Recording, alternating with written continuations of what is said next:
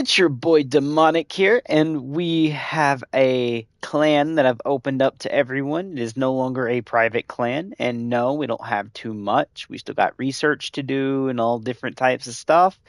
So hopefully everybody comes in and helps put in the research and builds the room and helps with the clan dojo to get it as big and as magnificent as we possibly can. But also at the same time, guys, we're going to be doing chill videos. We got content stuff that we're going to start doing daily in Warframe and stuff like that.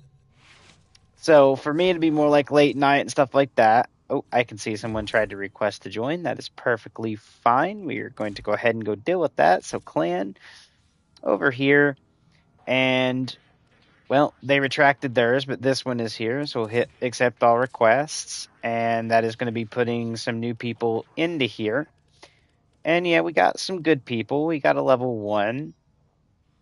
And stuff like that. We even have a level 0, as you guys can see, and we do have people that is leaving and joining and all different types of stuff, and we do need a lot of different things, but last on was 3 days ago, so we need to do that. This dude is 4 hours. So Dragon Panda, at the moment, had a breakup. He's kind of going through it kind of rough. That's the reason he hasn't been on. That happened 3 days ago, by the way, guys. So he's been kind of having a rough breakup, on top of like going through some other stuff in his life as well. There's actually two things going on. I'm aware of both, and that's just because of the fact he's like my brother. So because he's like my brother, of course he lives in a different state, but I say hi to his mom all the time because she's like my mom too, stuff like that. So pretty much, that's the same with like his sister, his actual like blood brother, was born and raised with him. Um, is like my brother as well. But pretty much, I know his family, and I know he's going through some stuff apart from just his personal stuff being a breakup that happened literally 3 days ago. So he needs a little time. That is perfectly fine. And I got him something for when he comes back. Panda, my dude, when you get back, I got you. Okay? I got you. Um, Pombo was on 8 hours ago. He was actually on with me doing a little bit of a grind, and then just his thing kicked off. Did someone join? Or is my phone on Discord just being weird?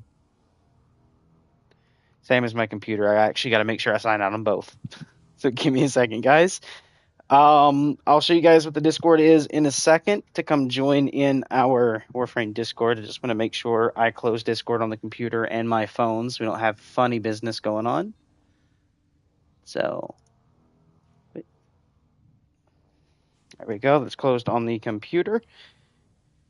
Let's make sure Discord is closed on my phone, like completely. Like there's nothing in the background of my phone going. Okay. That way I can make sure it's not being oofed, because sometimes it will oof. And the people on PlayStation, when I'm going to Discord through, will not be able to hear me. And I don't even know if you guys can, so I do got to make sure that too. Hopefully it ain't broke. Let's make sure, because it can break. So if you guys can hear me, then if not, it's kind of oof that I'm talking to myself, but let's make sure, because again, it does oofily doos sometimes. So let's make sure. Okay, you guys can hear me. That's perfectly good.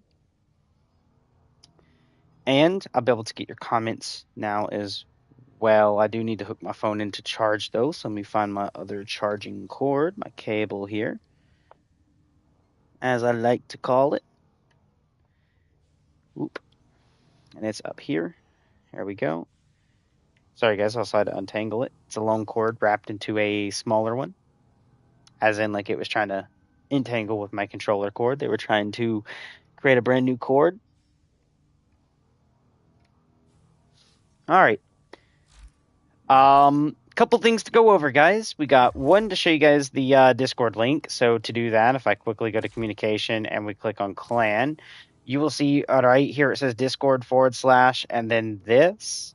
That is our link. It'll be discord.gg / and then this for you guys who are actually trying to join. I just did it this way so that way Warframe didn't try to hide that, I'm trying to invite you to Discord. Even though Discord is very safe, they do have Discords that are unsafe. So, yeah, that's why they do that. But we have our little thing here. It'll happen through Monday to Wednesday, and then Thursday to Friday, and then the other 2 days will actually be off helping people and stuff like that, which is Monday. So pretty much we have our farming runs, which is Monday to Wednesday. This could be farming for relics to be able to use on Thursday or Friday. This could be farming resources, as in stuff you need to actually build your prime items or non prime items will be your Monday to Wednesday runs that we do. And then Thursday to Friday, this is where we're going to be cracking our relics. Actually, basically 2 full days, Thursday and Friday, both are going to be the relic days. Now, are we going to always constantly run a relic mission that day? No, because if we did that, we'd run out of relics, so we still have to kind of go back and get some on top of just being able to help someone that might be in need. So, also Thursday and Friday is also going to be help others as needed or to grind a relic you need in order to go open it. So, for instance, let's say you're running Vanguard relics and you run out of Vanguard relics. Well, you're going to have to go back to the plains to go run that stuff to do that. Plus, you got your daily things to do, which is going to see this to go get your standing, to get anything you're buying with a standing, or even rank up. Because in this case, I'm still ranking up in Cetus. I'm probably only rank 3. I never really cared for doing the open worlds till after Pombo joined and started doing it. I was like, you know what? I'll do it alongside him. And he's actually ahead of me on Fortuna. I call it. I call it Fortuna. It's Fortuna, as you guys know, but I call it Fortuna, like you're talking about, like the little can you open for kitties, right? But anyways, um, we do have that up, and again, it's at the bottom right. I'm leaving it up just a little bit longer for you guys who need it to be up there. Don't forget, you can also like on your phone zoom in or whatever. Um, But yeah, we are actually going to be going over and grabbing the next items. So if you guys are wanting to know about builds that I have coming up soon, that's great. As you can see, I'm not done doing all the crystals, so that's why I haven't added the crystals into the builds yet. Hence why I posted a thing like they'll be updated later to add in the crystals. For now, we're just going to say no crystals, or here and there when you do your crystals, try to at least follow along in the video to the crystals I have on the characters at the time. But pretty much, guys, if you guys want a build like my Caliban Prime here, or my Volt, or anything like that, because you guys look at it and go, oh, that's pretty cool. Or his Necros is like really doing some really good stuff with Desecrate, but it's reaching our length, and I want to know how he's doing it. Or something along the lines of any questions to what I have put onto them. Now, the mods I am using, again, is not for the best of in-game, meaning I'm not looking to go into still path with them. What I'm doing is building very good setups that everyone can have first, which is going to be, after your daily logins, or, you go run a mission and earn the card, or go grind it, right? Which are the cards you are going to use into the loadies in order to actually make your frame or weapon better. That's what we're going for here. Same as like there's vault things where you still have to join a clan to get the key, or just run the mission repetitively. So when someone joins with the key, they go and hunt the vault, and you're still able to get the reward even though you're not a part of a clan. There is a way to do that. And pretty much all you do is you just go in, you run the mission type that you're supposed to, and I'm pretty sure you've seen people join in your world, and the next thing you know, you hear about Orokin Vaults. Okay? People do that for you. They'll automatically join, especially if they're grinding something. Maybe they're grinding it for a friend, or maybe they're grinding it to sell it on the market.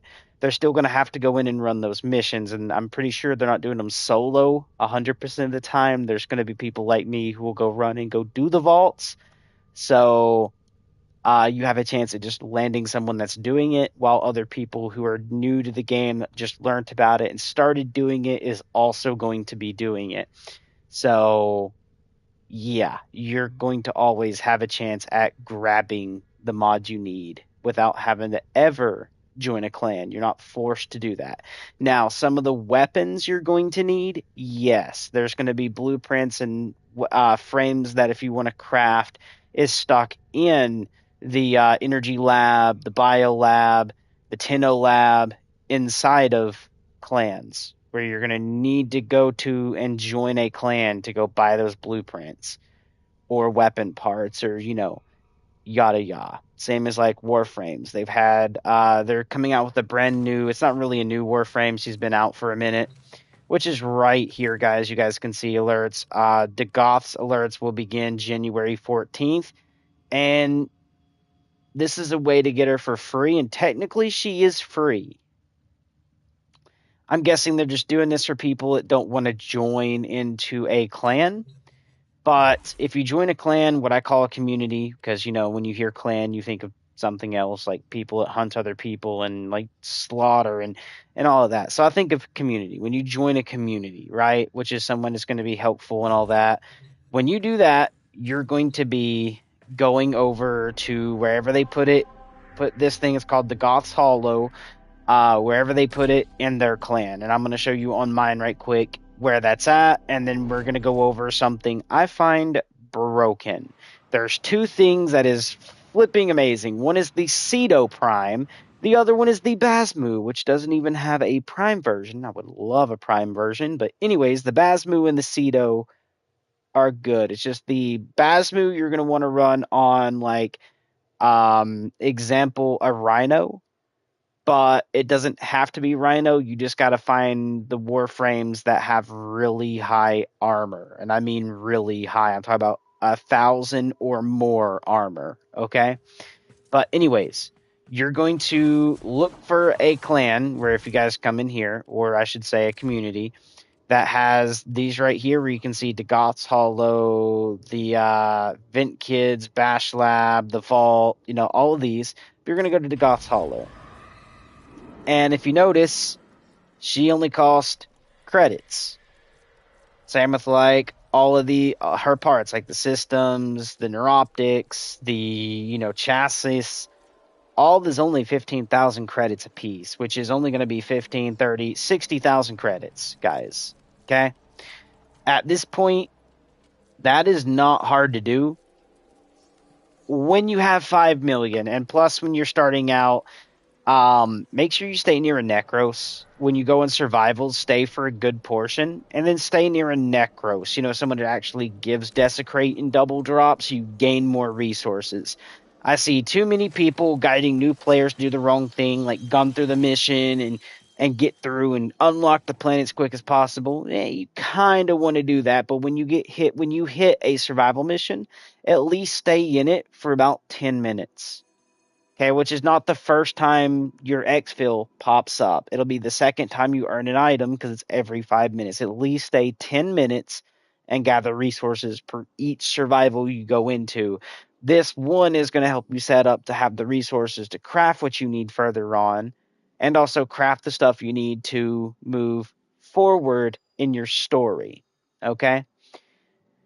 Because again, to move to some planets require certain quest lines. These quest lines are the base game story, like the actual story behind the game. Okay, these quests are going to be that for what you call the main quests.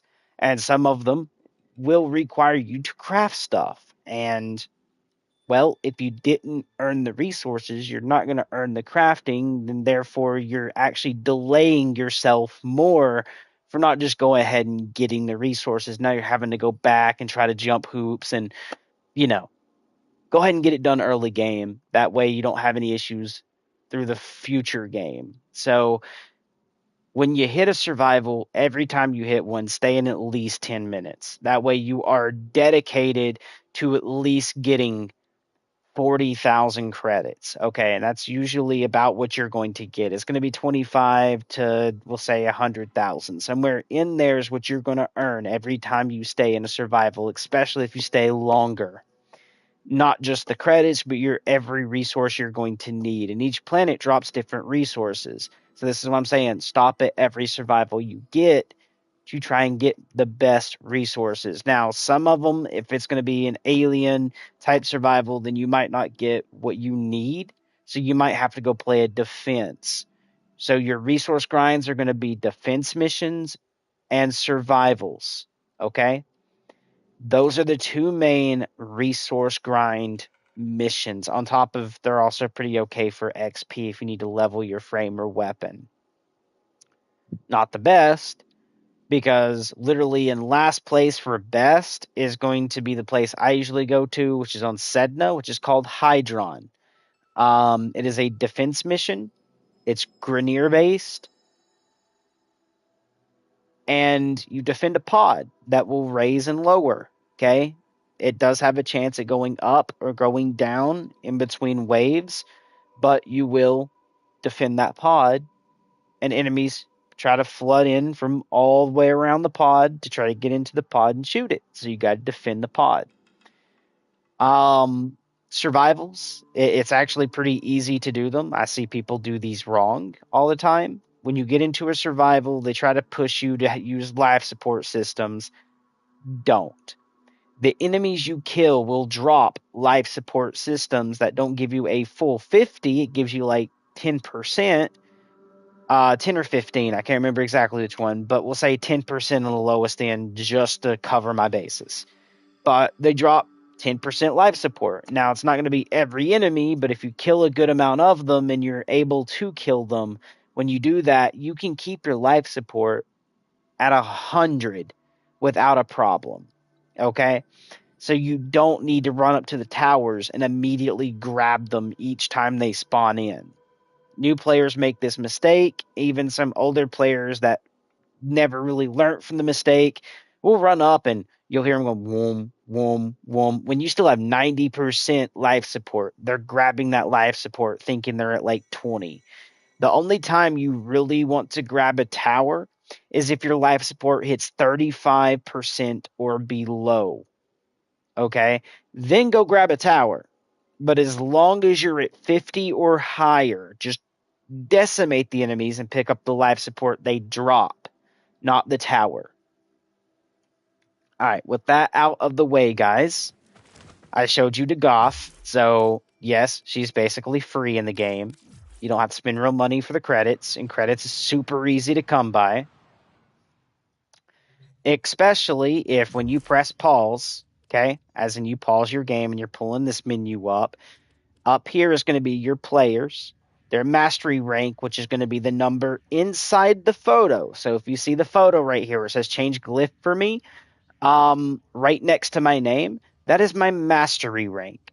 Then you have the weapon, what's tied to the weapon, another weapon, and then your companion, okay? So my Caliban, which is my Warframe, is level 30. That's max level for Caliban. Now, when you forma something to reduce the mod cost to a card, okay, that is going to re-rank your Caliban because that forma gets attached to your Caliban or whoever Warframe you're on. When you forma any frame, it will reset their rank back to 0. And then from 0, you got to rank back to 30. So technically, you're leveling 31 times, not just 30. But anyways, all frames is 30, all weapons is 30 for max level. Okay? Long as you know that, XP is definitely going to be a need. The higher your weapon level is, the more mod capacity you get. When you reach level 30, you're going to notice your mod capacity goes up. When you use a stance mod, yes, a stance mod, okay, guys, your melee weapon will gain more mod capacity. Okay? When you remove the mod, you'll notice that number goes down. When you put a mod in, you're going to notice that number goes up. You get more for adding a stance. Now, make sure when you add a stance, you're not adding it in with it being a red on the icon. So you have like a little Y or a triangle or a dash as an icon. Okay? Your card will have an icon as well. If you try putting a Y card on a dash card, it's actually going to make your card cost more. Okay, so if it's a 16 and it's a Y, it's a Y16. You try throwing it on a dash, it might be a Y18 when you throw it in there. Its cost will go up. So make sure you're throwing a Y on a Y, a dash on a dash, or a triangle on a triangle. Okay, and there's also the equal signs, which is a double dash, I call it, but it's an equal sign kind of ordeal for another card icon that you can get. And to go over this, we go to equipment. Okay, this is going to be a little bit helpful for everyone. When you go in equipment and you go to do this, you're going to notice next to your card, so like my card here, the bottom of your card where those little blue lights are, that is the level of your card. That is when you do this, okay, when you level it up, okay? Or even go to this one or to this one. So this is an unranked, so you can see there's no blue lights. This is rank 1. You can see there's 1 blue light. A rank 2, so you can see there's 2. And then the max upgrade for this direct card only gets 3 upgrades. But you can see there's 3 blue dots at the bottom of the card. Okay? And now you're going to notice at the top right of the card, there's going to be a number. It changes from 6 to 7. 7 to 6. Okay?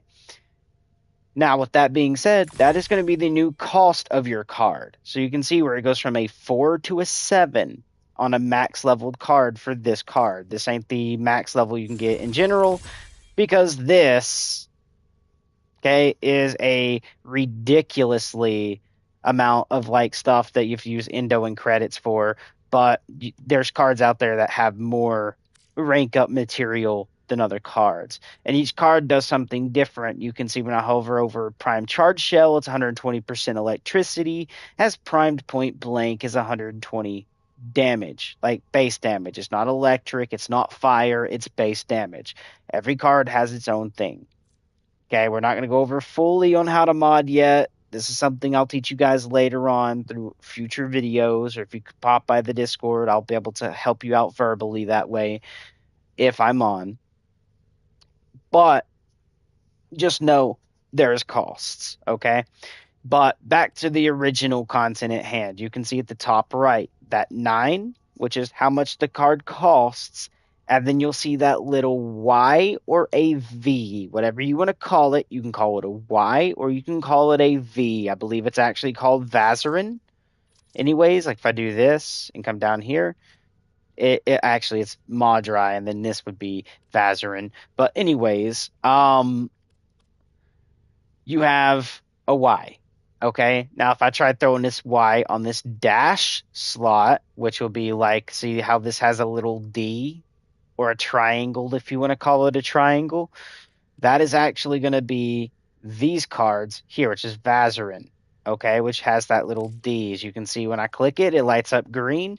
If I click a card that's not it, you're going to notice it lights up red. This is telling you if I put this card here, it's going to cost more than that 4 that my card says. You can see it jumps from 4 to 5, okay?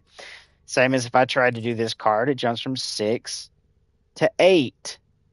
Okay, so they're not all linear going to go up by 1. That's why I said it can go from a 12 to a 14, a 16 to a 20. Okay? Just know that you need to match that icon with the icon of the card that's down here. Okay, so you can actually just go to the icons by when you're setting here under all. Make sure you're hovering over this set of cards where you can see the card popping up there, okay? And then you're going to press R1 or whatever your different tab key is on whatever you are. On console, it's R1, and you're able to go to these different tabs. Same as you can go up and actually just click on it if you want to do it like PC, or if you're on PC, just go and click on it, okay? But anyways, you're going to notice that we have this. So if I move it off, it is 11, but it gets turned into a 6. That is because I'm putting a Y on a Y, okay? Or if you want to call it a V, it's a V going on a V. I will give you guys a little hint. Don't just throw any card up there.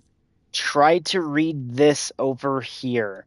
And multiple different things is going to have different things here. So for instance, the Ceto Prime. If we look at it, this is damage per projectile. And you can see how it reads out here. So it tells you how much crit chance, the critical damage, the status per projectile, the puncture. It's corrosive. Like I have corrosive on here, which is the charge shell, and I think contagious spread, which is toxin. So yeah, electric and toxin makes corrosive. Originally, it wouldn't have this on the weapon. But anyways, it is dealing 4,277.5 damage per projectile. Okay, which is not bad. Then you also got to take in like how the game actually drastically changes a lot of stuff, and that is going to be the auto, and then there's the semi, um, which has a multi-shot function as well as this does as well. You can see high multi-shot, and then this one's multi-shot is a little lower, but you can see it does deal slash, corrosive, blast, and then I got even more corrosive. But the cool thing with this is it is a really good weapon. Your melees are going to be about the same. Build kind of like if you want to do your own little thing, this is what I have. They also get little things like this where you can go through and read what they do and try to figure out what matches your play style. Just know that you do need to synergize with the weapon you are using. Don't try to make, don't take, okay. Do not try to take a Grand Prime, which is a two-handed sword, and try to turn it into like a high status like Siam or Nakana, right? Don't try to do that. Okay? Don't. You want to build somewhat for the weapon. I will let you know that the bow build I put in the Discord is my 1 million hit on the critical. It is that. It's right here, the Daiku Prime, which, by the way, guys, if you're using the regular Daiku, it's not going to hit for a mil. Well, technically, I shouldn't say a million. It's like 40 million. But anyways, um, it's not going to hit for 40 million because the Prime version gets more base damage, more base status, and so forth. Just know the Prime version of a weapon is always better than its regular counterpart. So you want to level the regular counterpart up and then trade it off. Go sell it. And you can't trade regular weapons to players or sell regular weapons to players. You'll have to go to inventory and actually just sell it for credits. But no, you are going to get rid of non-primes. Like, level them to 30, form a once, level to 30, get rid of it. Okay? Because you actually earn your mastery level, which is that number you see next to my picture right here, the 17. Okay? You earn that through leveling weapons and frames. Okay? Every time you level a weapon and frame, your little white bar below your picture here is going to go from here all the way over to here. Okay? Like it's going this way. And you can see mine's almost full. The more frames and weapons you level, the more you go. Just remember, once this gets read, like when it gets done and it says you have a mastery rank up able to be done, do not level any more weapons. Do your mastery, then level a weapon. That way you're not taking the XP and throwing it on top of your mastered of what you already leveled. Because whenever you already have a mastery open, you're just wasting your XP. It's not going to continue on through an invisible bar. So your next bar isn't going to show the XP you just did. Okay? It's going to stay 0. So do not waste that. Okay? Get your mastery ready. Do your mastery. Then continue to level till you get a new mastery. Rinse and repeat. Okay, that's how you go up in mastery level. It's leveling your weapons and frames. That's what mastery comes off of. Now, with all that covered, guys, we are going to show you guys something kind of broken. Because the Cedo Prime here, yeah, is kind of broken. Now, I don't have the full build on it because there's a couple things I will show you. It's actually listed into our thing. But if I go to Cedo Prime right quick, you're going to notice this card here. There's nothing there. 1, that's because I'm putting the levels here and still forming and stuff. And 2, I don't have a D card I want. So I'm going to have to either take this and switch it here or go find the card I want here. Reforma, which is this polarization here, reforma it to be a different polarization, which is either going to be a Y or a minus instead of a D. Okay. Next, I don't have my arcane adapter. You can see it costs 20 plat here, or I have to go out and get the blueprint for it and craft the blueprint, which also can take a good amount of time. And this is the speed way. You just buy platinum with real money and ching ching, you can just throw it on your gun. But anyways, there is a primary adapter there you are not going to see on this, but I do have on Flumen. Now, instead of Bulwark here, which is gain 1% damage for each unit of armor past 1,000, that's why I said you want to run a Rhino on the other bow or the Flumen or anything like that, is because you get more damage for running higher armor. So you need to at least have 1,000 or more armor. Which my Rhino absolutely will get because he is basically 1,010. And then I have 2 shards that adds 150, which gets it up to 1,350. Um, so yeah, and then he gets his what's called Overshield, which is a thing you get in the game. Rhino gets it by just doing R1 and square, which is his second ability, which adds even more armor onto him. They have to eat through it before they get to his main armor. Then he has to go through the armor to get to health. Okay.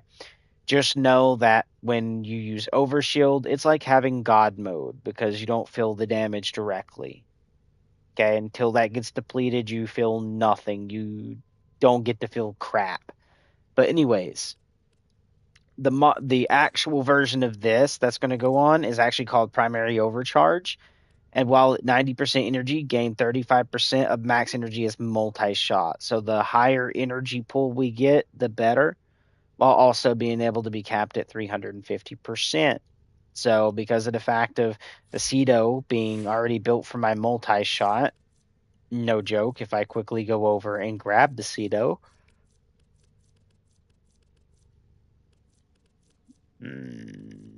blind me can't find it. I know I'm overlooking. Okay. Mr. Cedo, where you at? Um,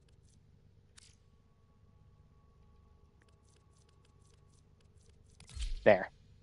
Okay. Just took me a minute, but I had to type it in. Um, I do have other primes coming alongside. I do have the No Prime. Finally leveled it. Got the Zaylock. Got the Lex. This comes off a mission, and then the Grimoire comes off of a quest as well. We do have more stuff coming along that side. But anyways, we need to get back into the mods right quick. Dumb me, quit leaving. Because we do, however, have right here, Health Chamber, which is going to be 120% multi-shot. Vigilante Armaments for another plus 60% multi-shot. And then to top it off, we can go up here and do that later, which will have the extra 300 something percent multi-shot. And then the cool thing behind that is every projectile that is multi-shootable does 4,277.5 damage. You see where we're going with this. While it also has, if we come down here with this, the status chance says 50. But if we go to the unique trait, alternate fire launches a bouncing glaive with guaranteed stats chance. Primary fire deals 60% additional damage.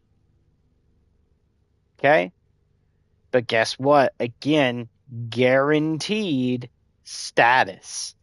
So it's always going to be proccing corrosive, electric, gas, blast, fire, ice, and rinse and repeat. And again, every projectile is doing a crap ton of damage. Okay? Its direct is 381, and then the radial is 68.2. But let's see how that actually fares in game, shall we? Because it is absolutely broken.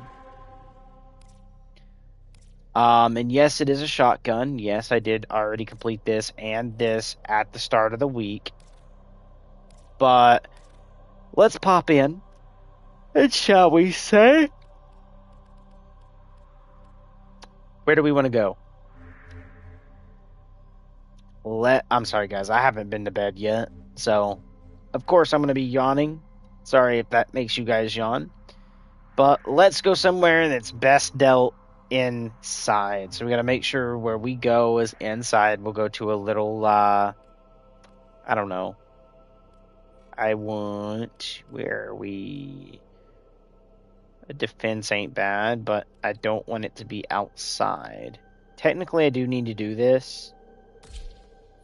So let's see if we can't find a squad. Why not? I do have people random joining. Hopefully they have seen the Discord. If not, they might click in, check the clan area, and see if there's an update for Discord or anywhere. Dang, this game is so loud. I'm also not in a party. Hold on, I'm in a Discord. Hold on. Can I... Nope. Okay. Said video paused. Okay. I can't edit it like you do a PlayStation party. But anyways, if we do this and fire this, you're going to notice it glaives around. That glaive, here in a second, you can see is multi-shot. So when I shoot,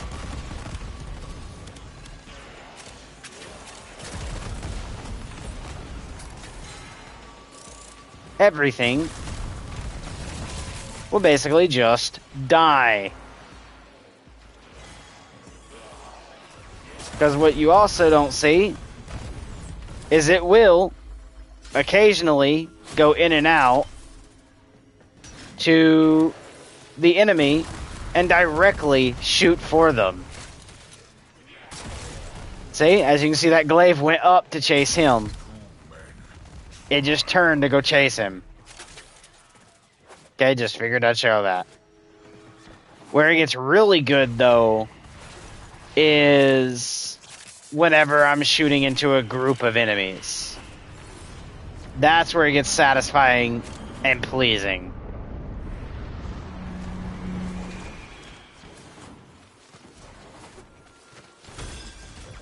Getting tired, Tenno?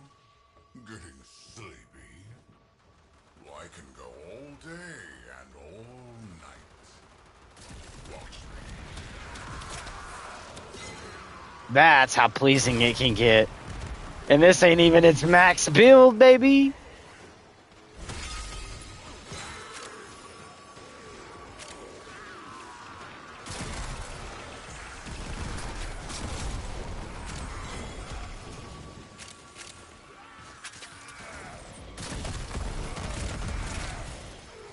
That's what we're looking for.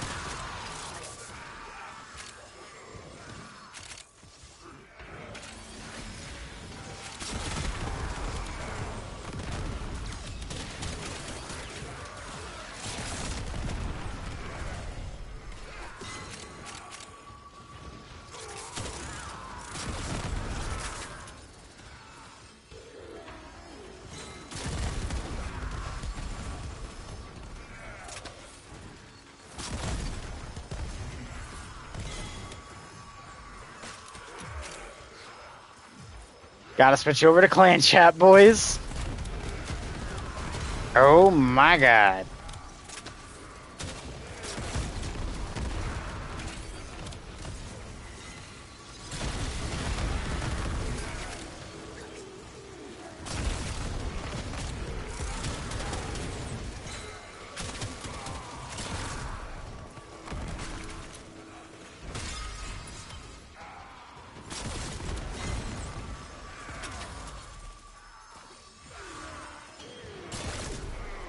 I missed.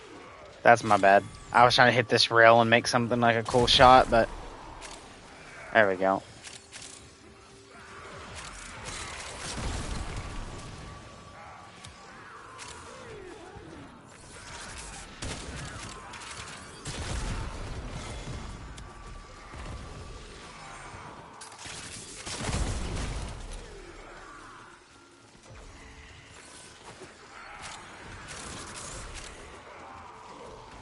Grab those resources.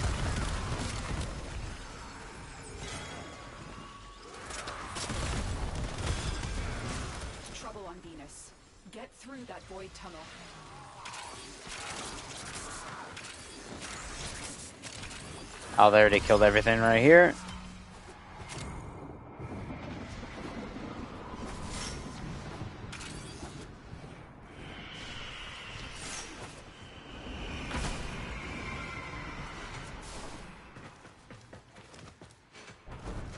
There. They can't say I didn't help them with a little bit of crystals. When extreme emotions need pure void energy, they can change reality, bend and break the laws of nature. What we do is this, Might this explain the connection? and you're going to notice we're going to get 7 sentience out of this.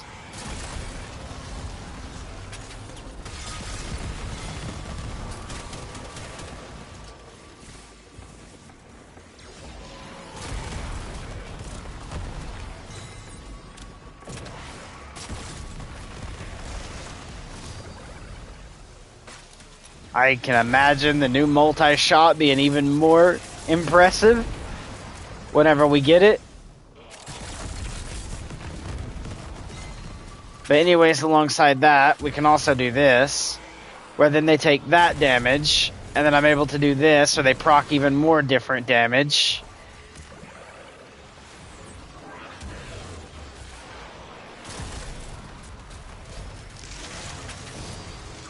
And then we can build that up a lot better.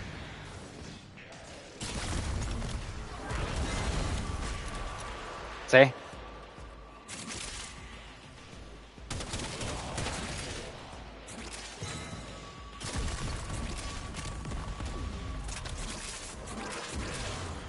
Again, build that up.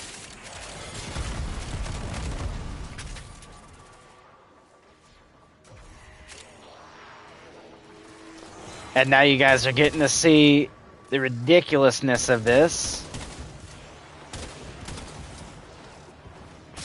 And the build is in the Discord.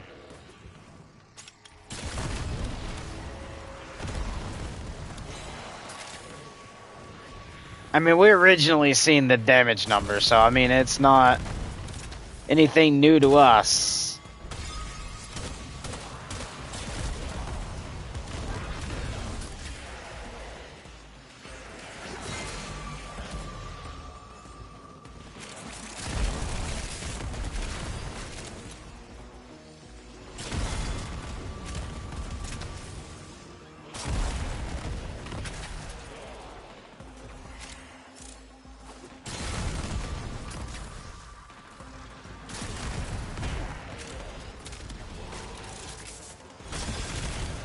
Someone say they wanted a nuke. There you go. And they did say that was the last time for them. I mean, was it really the last time? Because he said it was. He said it in chat. He was like, last time.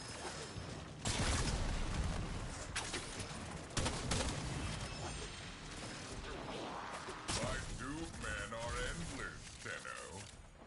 Are you?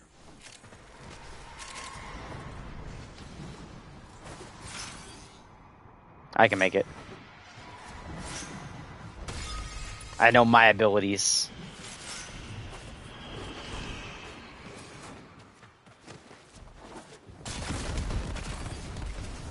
Hi, Spectre of Citrine. Pitter, pitter, pitter. Rodents snatch crystals from sick tails. Stashed one on Venus. Stashed one on Mars.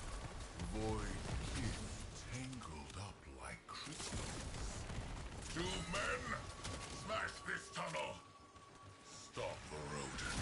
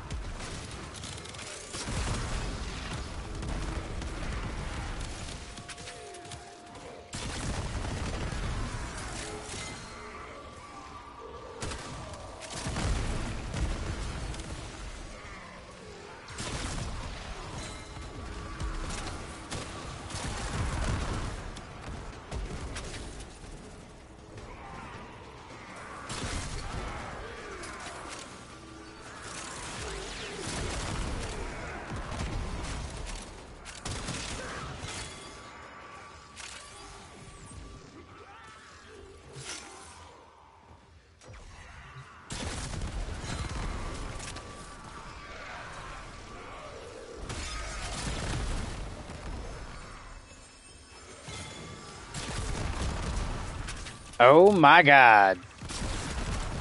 That's what we want to see. Maybe better on some red damage crits, but that was good.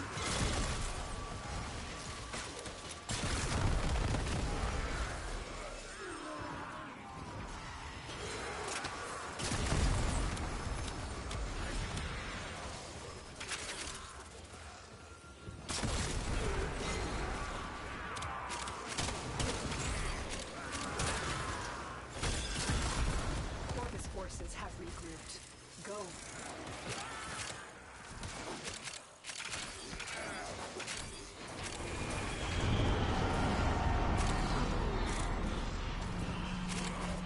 Oh my god, dude. That was a close one.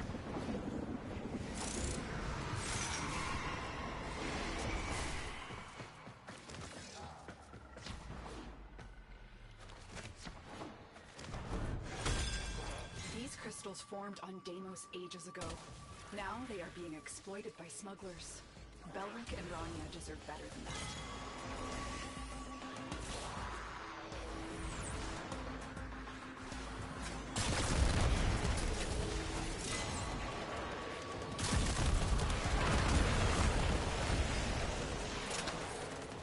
Again, we're just gonna do this. Oh yeah.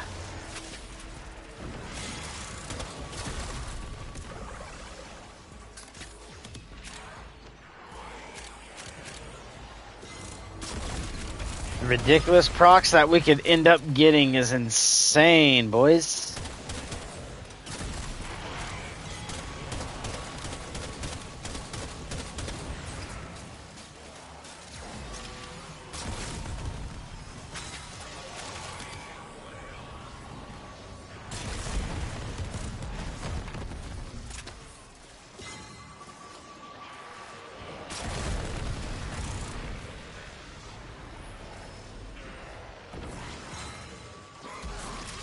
All these back out.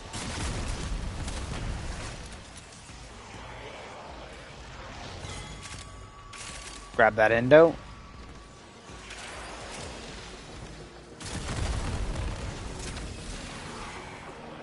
Oh, he just found the void.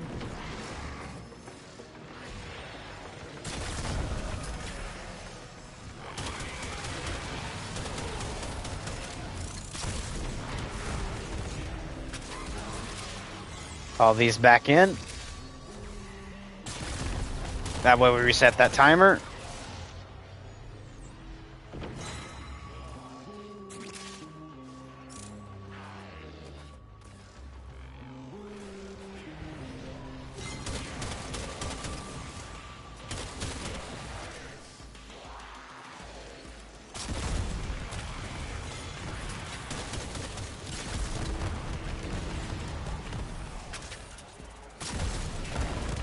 Could we just imagine the extra multi-shot that could be on this, boys?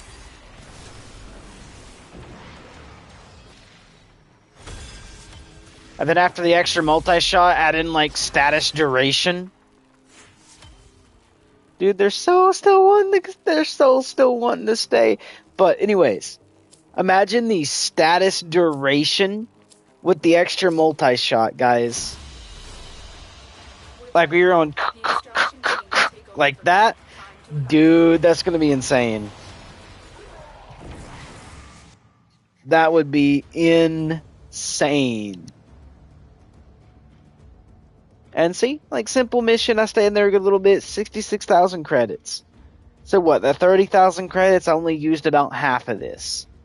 And then every other mission I do about the same is 66,000 credits. That's how I'm at 5.5 million. I made more than that because I've expensed out the other stuff, as you guys seen. But now I'm back at 5.5 million. I bought the thing for 2.5 million. So I've at least had about 20 million on this account, credit-wise. It's that simple.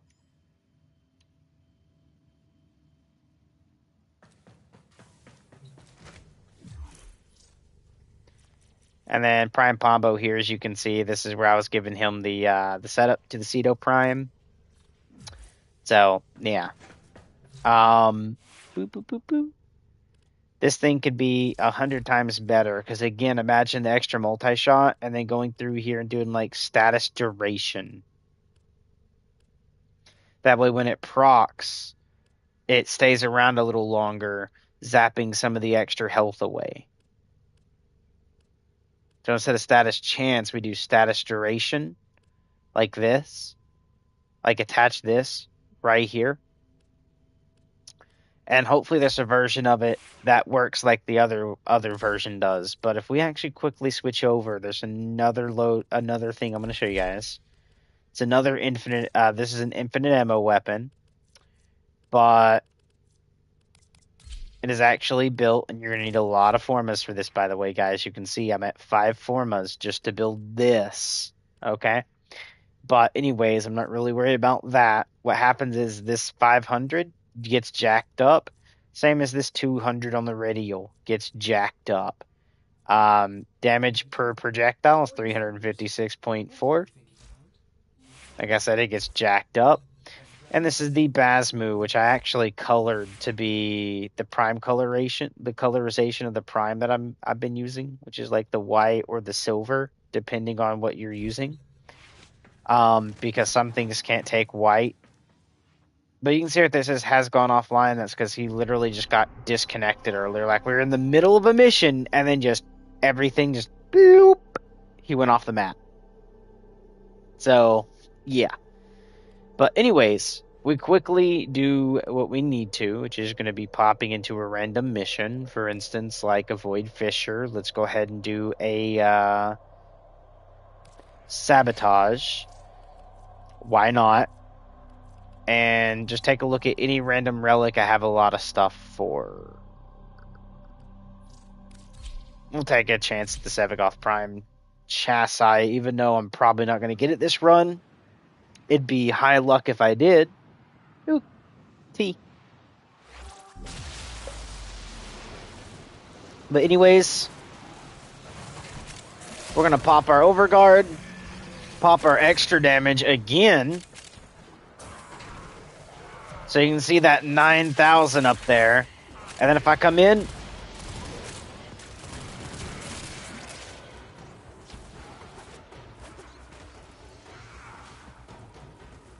oh, that was a one of these. Goober rolled in. Even these guys all get zapped. And there's two versions of the shot.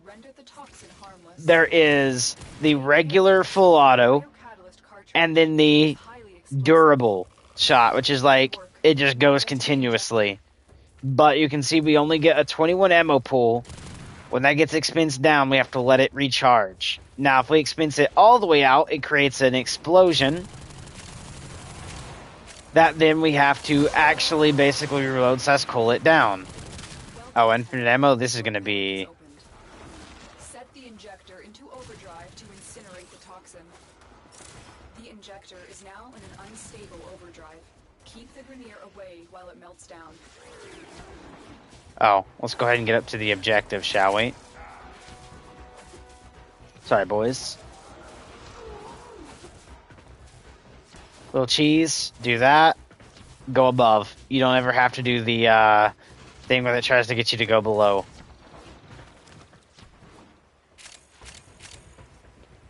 Back above. Because we gotta go this way. I was just grabbing the items that was on the bottom lip. Alright.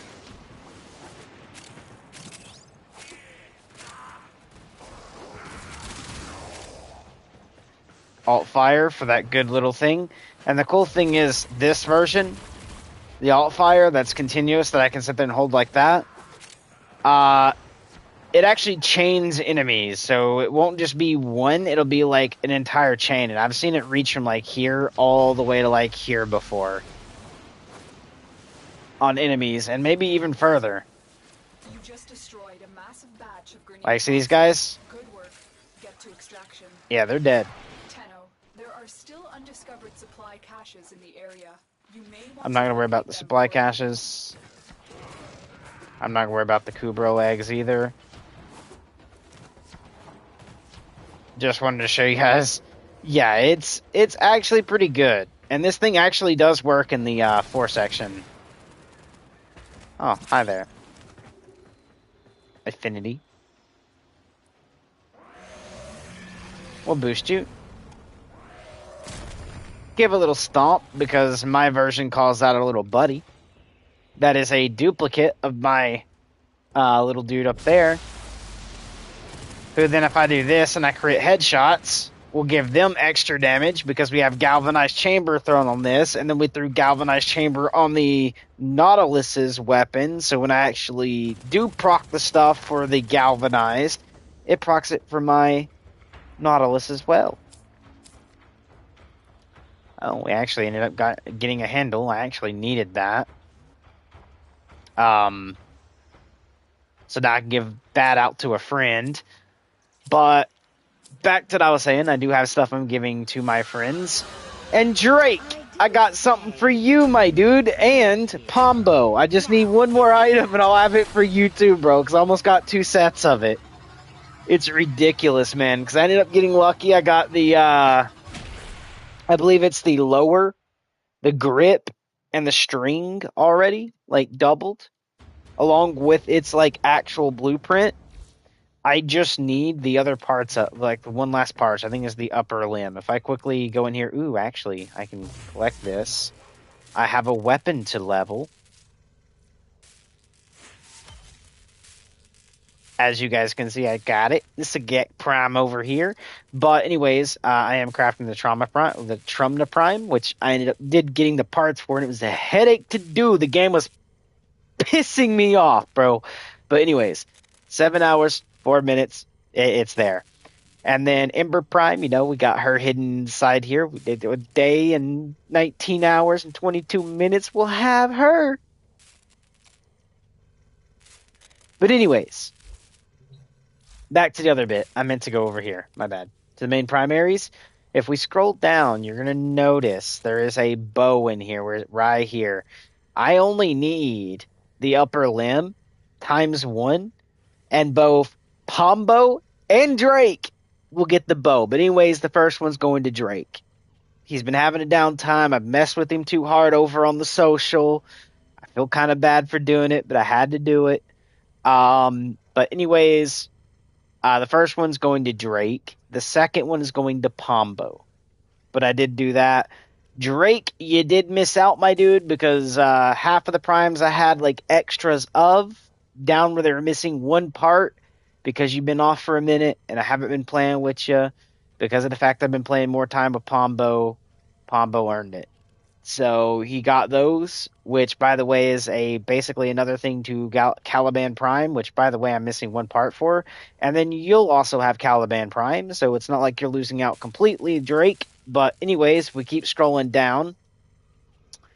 You're going to notice Gauss. I used to have only 1 part missing of him. Now I got multiple, because I gave him the main blueprint, I gave him the systems, and the chassis, where he was only missing the neuroptics, which now, guess what? I got the neuroptics. I can send that to him when he hops back on. Okay, so he literally got the Gauss that I might have tried giving you. Now, I do already have Geary Prime, so I just need the main blueprint to Geary Prime, and guess what? That's either going to be Drake or Pombo again. I am going to be trying to grind for my Hildren, hence I do have the systems, the chassis, and neuroptics. I just need the main blueprint. Same as Haro, I need to grind for that. But anyways, let's keep scrolling, same as Avara. But keep going. You'll see Korra here, which, by the way, guys, I already own Korra, and I already gave Pombo the alternate set, missing 1 part. I don't remember what part it was. Lavos Prime, which, by the way, I need 2 parts for, and that's either going to go to Pombo or Drake. If we keep scrolling, Mesa Prime, I'm actually missing only 1 part for, and I'll be crafting her for myself. Necros Prime, when I do grind for that, that's going to go to Drake, 100% Drake. Nidus Prime, when I get my second version of it, that is going to Pombo because, well, kind of told him I'd already go ahead and get it for him if I got it. Um, I am grinding that. I am grinding those. My Pro Day Prime, which, by the way, guys, I already gave out one thing to Pombo. He, I think, has the whole set. If not, he's only missing one part, and I'll have to get him that one part. But anyways, I just need the blueprint and then again the systems, and I'll have it again, which I already own Pro Day, so it'd be going to Drake.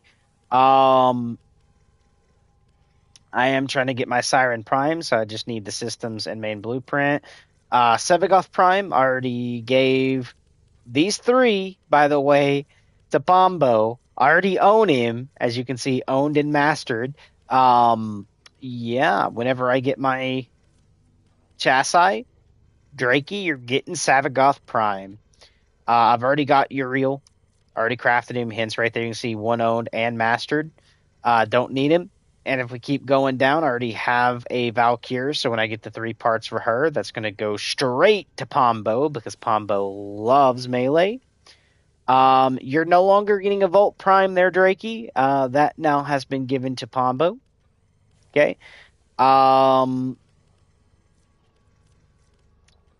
Prime, I just need to get the main blueprint and the other 2 parts, and you'll have a Zaku Prime. I already gave Zaku Prime every part to Pombo. I literally sat down and got all 4 parts needed and handed those straight in a trade to Pombo, and he's already crafting Zaku Prime, so he's actually already getting his first Prime frame crafted. Yareli, which, by the way, I do not like her. You'll notice that in the Discord if you guys join the Discord, where I said frames that need a rework. She's in one of the categories. Okay, which is like only one thing I didn't like about her. If they change it, fix it, then I'd have no quarrel with Yareli and I'd say she'd be good, which is the little alternate that I'd done. That's the same with Araxia, which is the spider frame.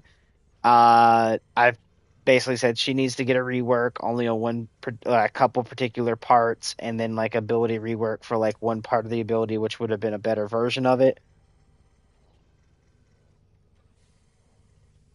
And then I think there's like 3 Uriel needs a little slight touch up / rework, and it's not due to him having a bad ability. It's just him being so low on energy and energy efficiency that is horrible. Meaning you only get 387 energy, where now you have to constantly use energy, and if you want like distance and power in your energy, guess what goes down? The efficiency, which, by the way, the efficiency is like when you cast an ability, how much it costs. So now every time I go to use my 3rd ability, it's about 100 energy. That means I only get to cast that B 3 times. Even if that, because you have to first cast 2, then 1, then 3. And then I believe it's just cast your 3 a couple times that until it drains. And when it drains, you cast your 2 to refill that up. And then you have to keep casting your 3 in order to build upon your red bar. And then once that red bar gets all the way full, you then can cast your 4th ability, which is the best part of your ability, which is basically hitting everywhere in the map if you built correctly, burning every enemy. You literally see red dots everywhere on your mini-map that just disappear. He's good, just needs a little tweaking to his ability of efficiency and the amount of like energy he has. So I put that down at the base of what I feel like the rework should look like, alongside what the Prime version would look like. Which, by the way, they're not much off from each other. This way you're not getting super OP Prime version of him, but you're getting a good, like, where his ability isn't going to be fucked beyond all reasonability when you try playing him. Only reason I basically leveled him, loved him, and then threw him on the back burner was he burns through his energy so quick. So you're literally going to have to put on a lot of energy crystals, like up the max energy you get on him before you're even thinking of playing him. And at that point, you're losing out on some of the armor and other things you could be putting onto him where the game development crew could have just already had the base efficiency and energy put to where it needs to be in order to actually use his abilities properly. All right, with that out of the way, you can see I got some new blueprints here alongside the one I'm giving to Drakey and the one I'm crafting. Same as under this, you're going to see I can now start shooting for this or these or those. I already got the Sagek Prime, so I actually got to go level that, which we'll do on stream. I actually just need 2 handles, and I'll have the dual Curie Primes for myself. I need 1 more handle and 2 blades for the Zoran, and I'll have the Zoran. The Gunson, I'm actually going to be building up to give to Drake, maybe, after I get my second Wisp Prime, because my second Wisp Prime is probably going to Drake, and then, actually, Pombo, because Pombo loves melee, and he loves his Wisp. So I might give the Wisp to him, and Gunson is actually a fan melee, and it actually is Wisp's melee. Like, if you actually look at Wisp, her melee weapon is the Gunson Prime. But I do need to get the Gwanda Prime, which is going to be 1 handle and 2 blades. The Nell Prime I already own. So, for instance, once I get 1 more blade and 1 grip, this is going to either Drake or to Pombo. Okay? The Messeter Prime, I already own it, and I got it right here. So either this is going to be one I either do a giveaway, or I might try to trade off for a little bit of platinum, because I kind of need the platinum, which I might do. I might actually try to trade this for, like, I don't know, 80 plat. I mean, some people might say it's worth a little more, but let's see, 20, 40, technically 60 plat, because it's 20 per item. So I can ask for 60 plat. I might, yeah, we'll do like 70 plat. I'll ask for 70. That way I get my 20 for one of the other slots I need on a weapon, and then I'm able to, like, build other things or go for a forma or whatever, right? We'll see. I do need to get the handle and blade for the Venato Prime, because I do kind of want to have it. The Vinca Prime, I need 1 more blade and 2 gauntlets, and I'll have it. The Volnus Prime, I'm just missing the fucking handle. So yeah. I got things I'm working towards too as well, guys. Same as, like, for the Corvus Prime for the Arcwing. Yeah, I just need a barrel. Companion, I already have a Prime Companion, but I'm kind of just collecting all Primes. That one day I would love, like, when I finally quit Warframe, to be the proud owner of every Prime frame that ever existed and to come. And every Prime weapon that ever existed and to come. Okay? Literally all of them. I want to be able to have every single frame, every single weapon on the Prime variant. Okay? But anyways, I just need the carapace and the systems. Landing craft I don't care about. That I don't care about. These I don't care about. This is right here, the keys that we were going over with needing the Orokin Vaults, which also, guys, it is pasted into the Discord that for certain mods you will need to run the vaults to get them. Okay.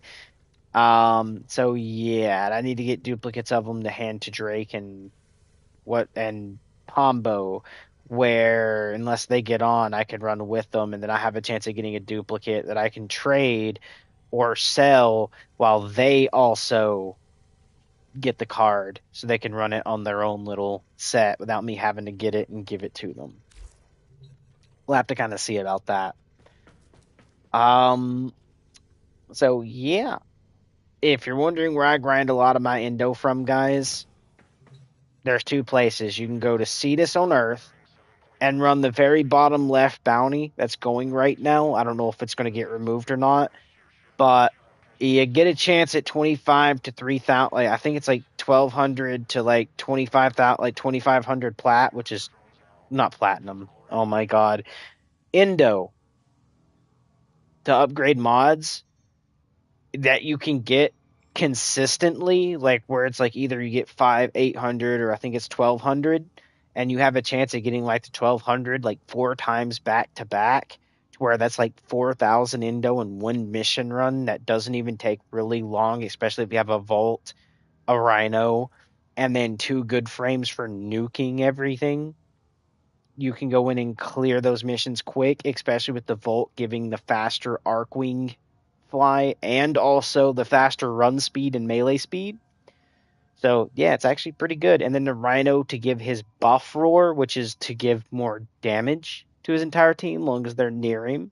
He can do his little stomp on the ground roar, R1 in circle, which is his third ability, to give everyone a damage buff.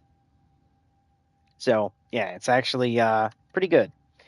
For farming, guys, what I would say, for at least 2 people, okay, you are going to want a Wisp Prime or a Wisp to be stacked next to a Necros or Necros Prime.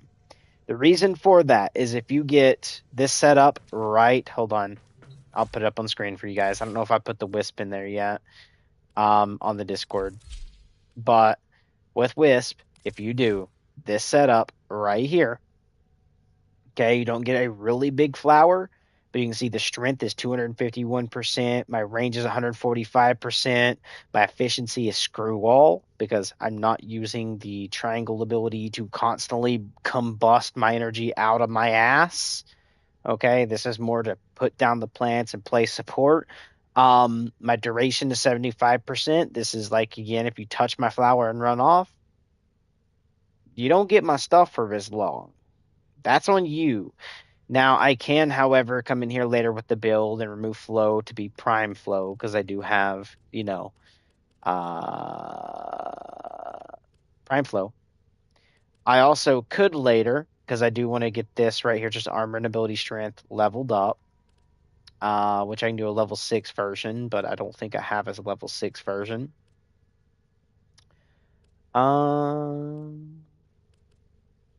Should be one in here for, because that's strength. That's energy max. This is ability strength and duration. 20 health and armor. Because I was building the armor on this to be tanky, hence 544 armor. What I might think about doing is removing off stretch here and throwing on a prime flow, because in the end, I don't really need a crap ton of range, but I like to have it. So instead of like maybe even shields, because I don't really need shields and I'm running armor, because I'm running steel fiber, I can get rid of that to throw in this here, giving me 12, where then I can use a continuity, right? And then technically, because both of those are like that, sack some carapace, boot. What do you mean? I don't have enough for... You can't tell me that this card... Yeah, it's only a 9. Oh, that's because that is a... Whoops. I'm trying to stick a Y and a D. Hence, what I was talking about earlier, guys. Pay the fuck attention. But anyways, we now have our bit to a little higher, and we didn't really need that other card, because we don't really need high shields with them. We actually just need armor. There we go. Now we got the, duration up past 100. Our range is past 100. Our strength is amazing with her. So I will have to go and change out that to put prime continuity in instead of the other card. It was there on the Discord. But instead of Arcane Blessing, where you're getting more health, because, we're already at 518. I mean, there is a lot of different things you can do because here's ability strength for max health, which, by the way, guys, if we're going for health and ability strength, instead of Arcane Fury, which is a chance for 180 melee damage to melee weapons for 18 seconds, okay, we actually could throw on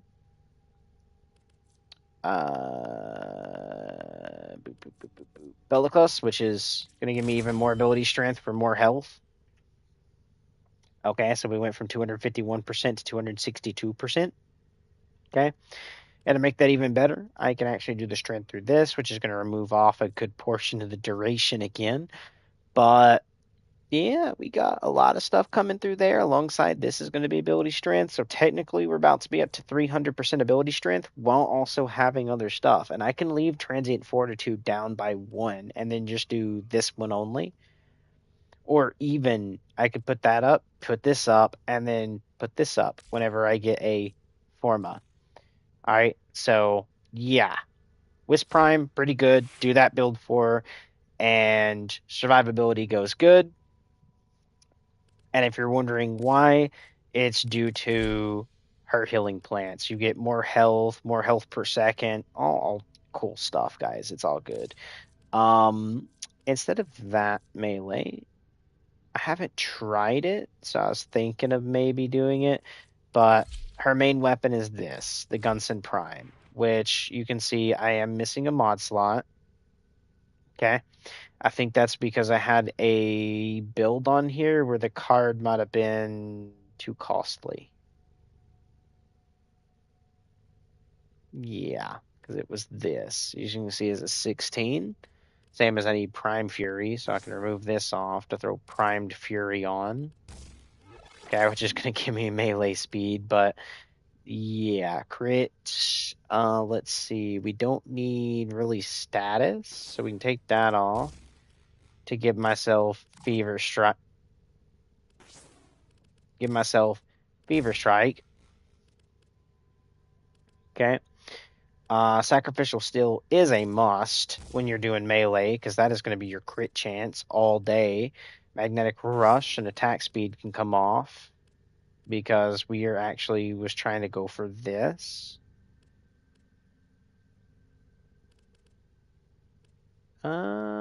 Yeah, I'm gonna have to build this thing pretty well later. But for now, we can actually do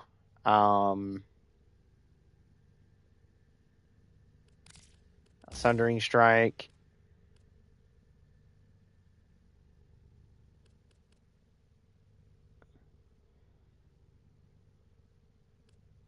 Oh, yeah, I got another stance for that. All right. The reason I'm not using Sacrificial, guys, is because, yes, it does more damage to sentience, but notice that only gives 90% compared to 150 for this, which, by the way, gets 165 when you max level it, compared to only getting 110. So we're actually missing 55% if we go Sacrificial Pressure. Just figured I'd point that out. I see a lot of people trying to build with Sacrificial Pressure into their cards.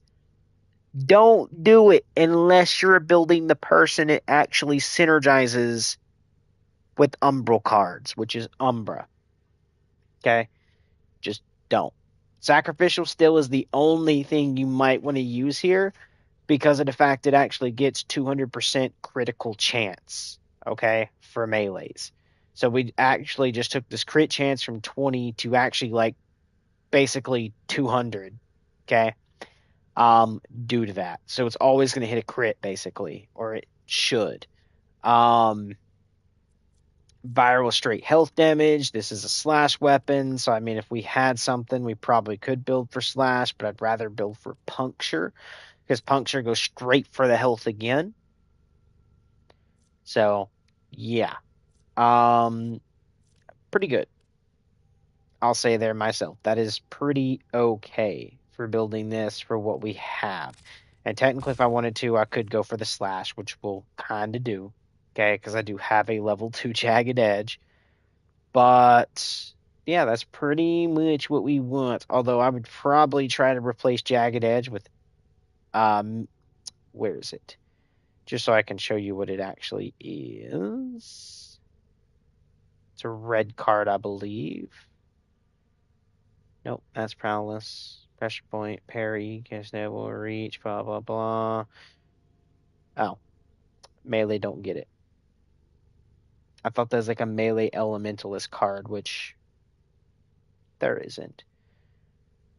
It's probably called something else because you got status chance, but there's one that's like status chance and like it's like status, like how much damage status does, and it has an extra status chance to it. But yeah, pretty much that right there is what we're going to be running at right now for the Gunson. Again, it's not the best, but yeah, what we got to do that.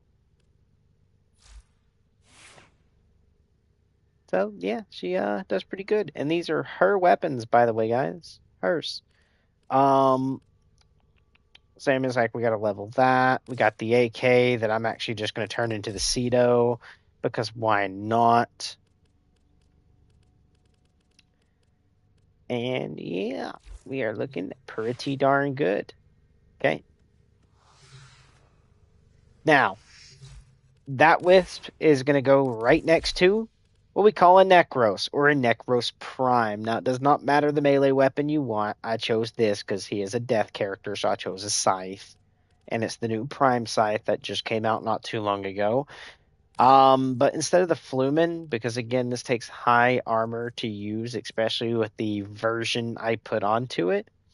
For the other thing, we are actually probably going to run the Cedo. The system continues to fall into chaos. Check navigation for active invasions. Okay, thank you. We're going to throw the Sagek Prime on, and we have that. All right. Now, with your Necros, this is what you're going to want to run, because this is going to be your very good range, as in it's amazing. Very good strength, as in it's amazing. Efficiency is not screw all. Your duration now, yes, is only 15%, but again, I'm not calling my undead to go around and attack everything, because Necros does not need to do that. Build for your health, build for armor, build for your stuff like you see here on screen, because Necros is your resource double drop. Basically, the thing you go to the store and try to pay platinum for, he does for free. Forever. Throw it on your drone, the card to do it, right? That procs like every so many seconds. You get a chance at bodies having additional loot, while also at the same time, your Necros. Run it. If you need supplies, run a Necros. He has Desecrate, which is going to pull from his health. Well, he has Desecrate, which pulls from energy, but you can augment it out with an augment card known as Despull, hence the card at the very bottom right that you see. That actually makes it so now Desecrate does not work off of energy. It works off of my health. Okay? So it drains my health over time. Every time a body procs Despull. Okay? Not Despull, but Desecrate, which is the double drop. Every time a body procs that, I'm going to lose health. My counter to that is high health. Hence, Arcane Belliclus, Arcane Blessing, which gives me even more damage for running that stuff, but also at the same time, like, guys, it's so good. Okay? When I say so good, boom. If I put this on, we ran into a mission, I can show you what he does and how well it works. So if we quickly go into a mission, we go, ooh, we are needing resources today. Let's go run a quick little survival. Hold on, guys. Let me go up here, set this to friends only. That way I can go into a quick 5-minute survival and not have to worry about randoms. No offense, but randoms can be a little bit loopy sometimes. As in, they go into a public match of a survival. They don't want to stay for 10 minutes or longer. They want to leave as soon as it pops up. And then secondhand, they got one other problem that they do. Okay, I'm going to go ahead and pop this, which is my Desecrate, which works on my Despool now. But the other problem randoms have, if I'm a Necros, And let's say resource drop limit is here, and I'm standing here. Okay, actually, let's put it over here, like that corner. Where 1 is 15 meters. Let's say 19. Let's say that's how far it is for items to work with my desecrate. You will have somebody that will run all the way out here and go well the fuck out that way and not be within where my desecrate is. So we're actually losing out on resources. Okay, just figured I'd point that out. That's why you stick near your fucking Necros in a public lobby. If you wanted to do stuff without being near someone, play solo like I am, so that way you don't have to lollygag around and ruin a Necros' experience or everybody else's experience. But let's go ahead and kill everything. You're going to notice my health is going down. And you're going to notice, you're going to start hearing whomps, whomps, whomps, like that. That is my desecrate. If I go over here, hear that?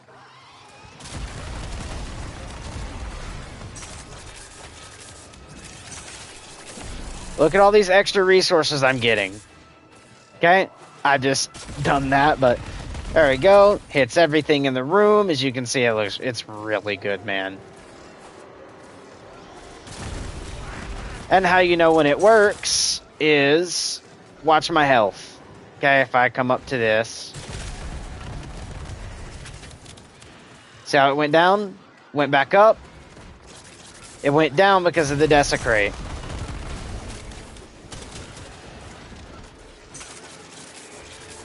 And you're going to notice I have 2 towers. I could scan you, get the DNA, but I don't need it. I already have one.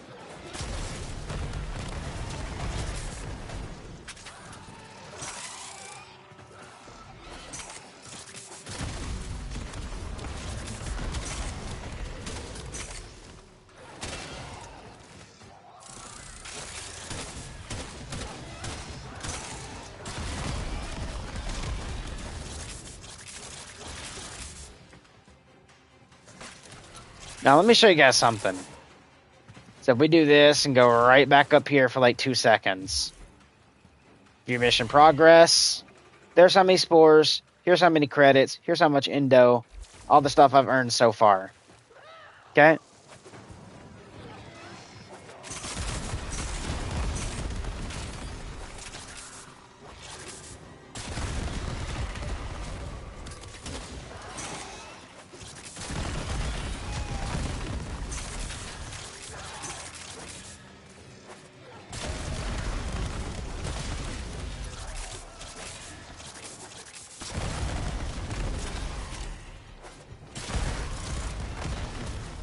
Notice something, boys? Look at that damage output.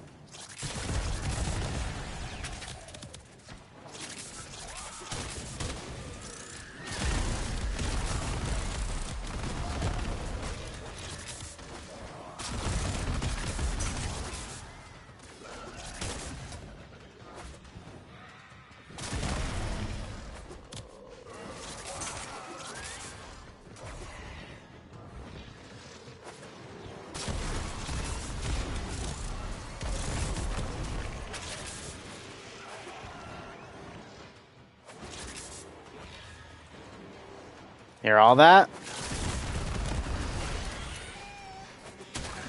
Thank you, Desecrate.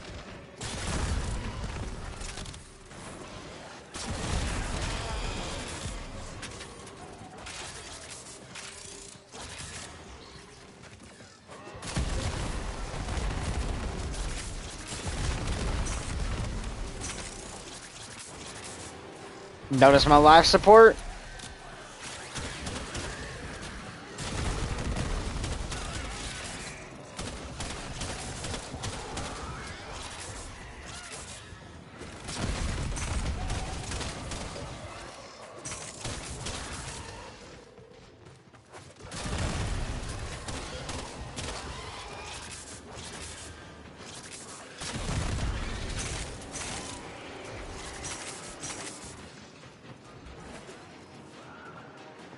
Look how many towers we got. I'm still at 80.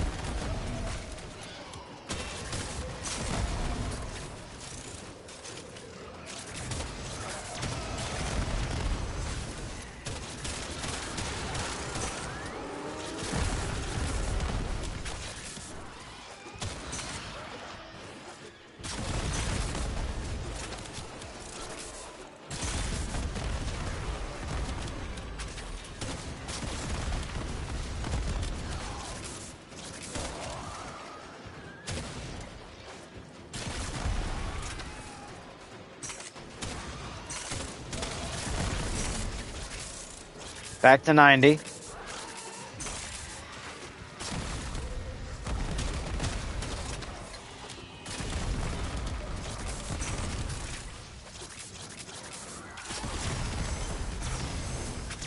$400 endo for making it 5 minutes.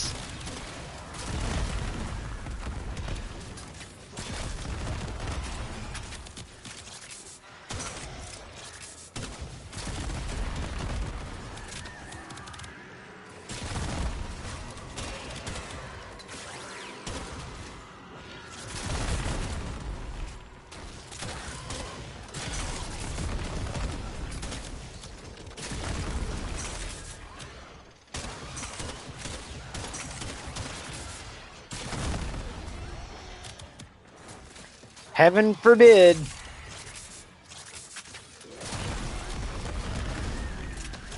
I'm setting still for 90% of my resources, right?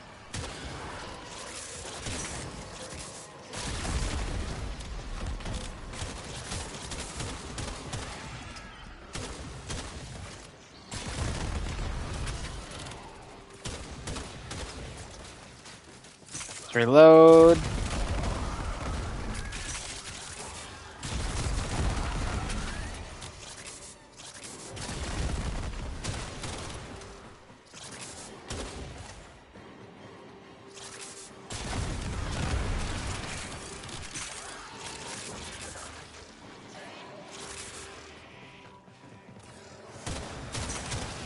Let's say things was getting a little too hard. Let's say I'm getting cramped, right?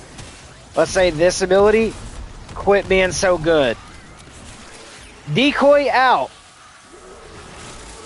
Where then everything loses attention on me, immediately goes to my decoys, which die basically immediately, but now I'm back to being able to regain back to the control level I was just at.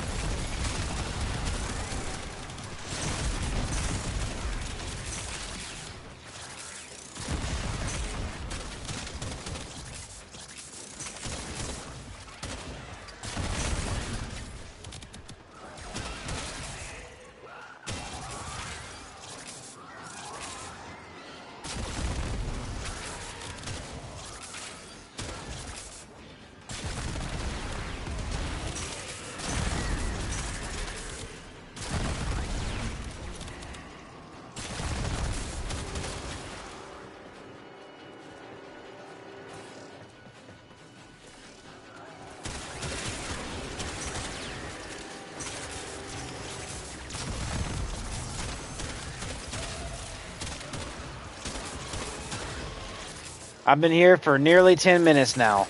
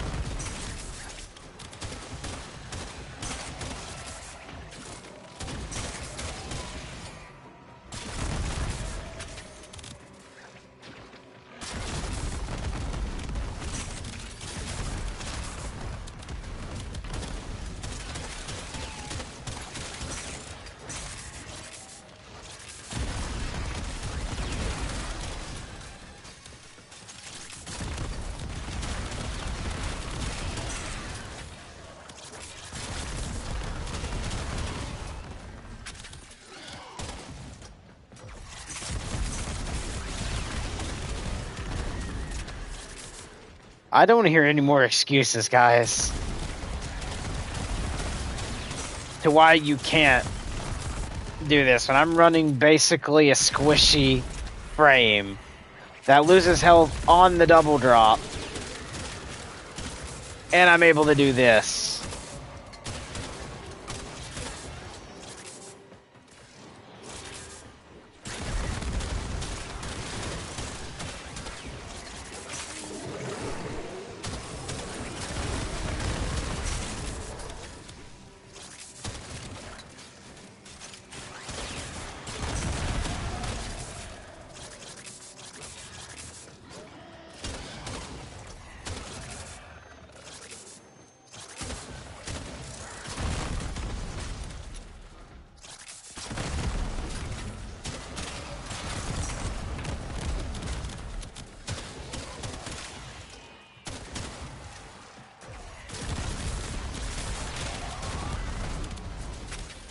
Reload, pop back over, hit that there, make sure nothing's coming from over here.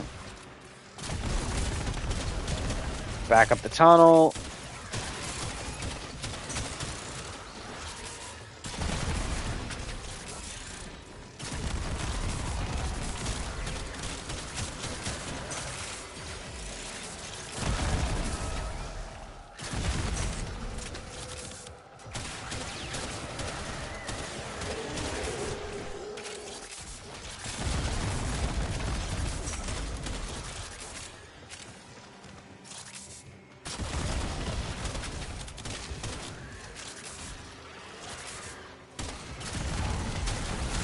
And this is why two people so good, because one person can be make sure nothing's pushing this way while one's doing that. Now, let's go see how much we made. Shall we? I've been here for 12 minutes. Not long. Okay? Simple 12-minute mission. Stand near the Necros. And let's see what we could have made out with. I won't kill anything else. My attack's on might, but I won't. Okay? And let's just take a little gander. Okay, it's not this way. My bad. So this door does open. Right there's the exit. Gander time. Another job well executed. Nearly 20,000 credits. Nearly 1,000 endo. Got a lot of relics. 16,000 nanospores. 24 mutant samples. And we actually made an Orokin cell. Think of that for a sec, guys. That's only 12 minutes. Again, if you guys would have stayed a little less time, you would have got a little bit less resources. Just a little bit less. So let's say you stayed till 10 minutes, which is basically 2 5-minute periods. Okay?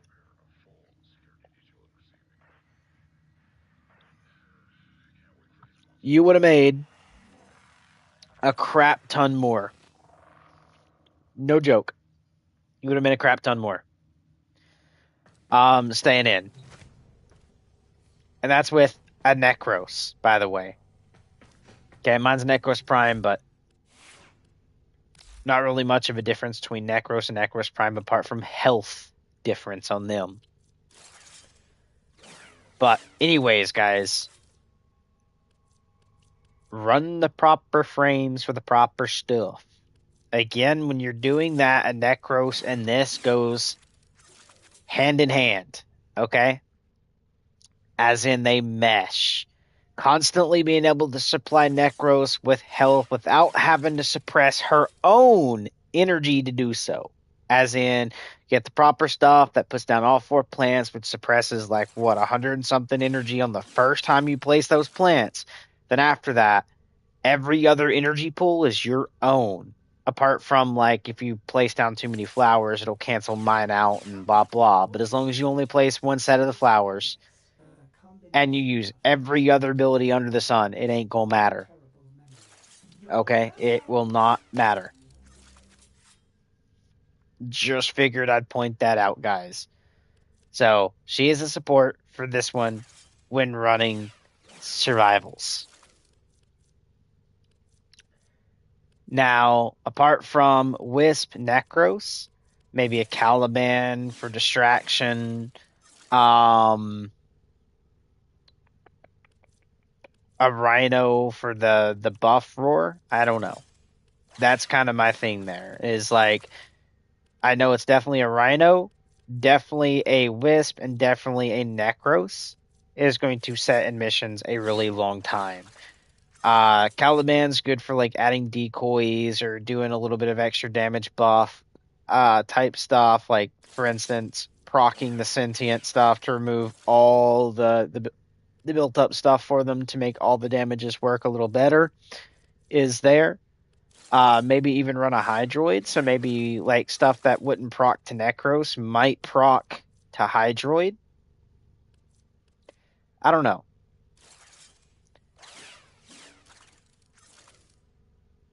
But yeah, pretty much guys, the three team grind is definitely going to be a Wisp, a Necros, and a Rhino. Maybe even a Volt for like the actual movement speed to get to exfil later on when things get a little bit too hard. A Volt. So Rhino, Wisp, Volt, Necros is probably what you would probably want to run. Okay. Pretty good. That's for farming.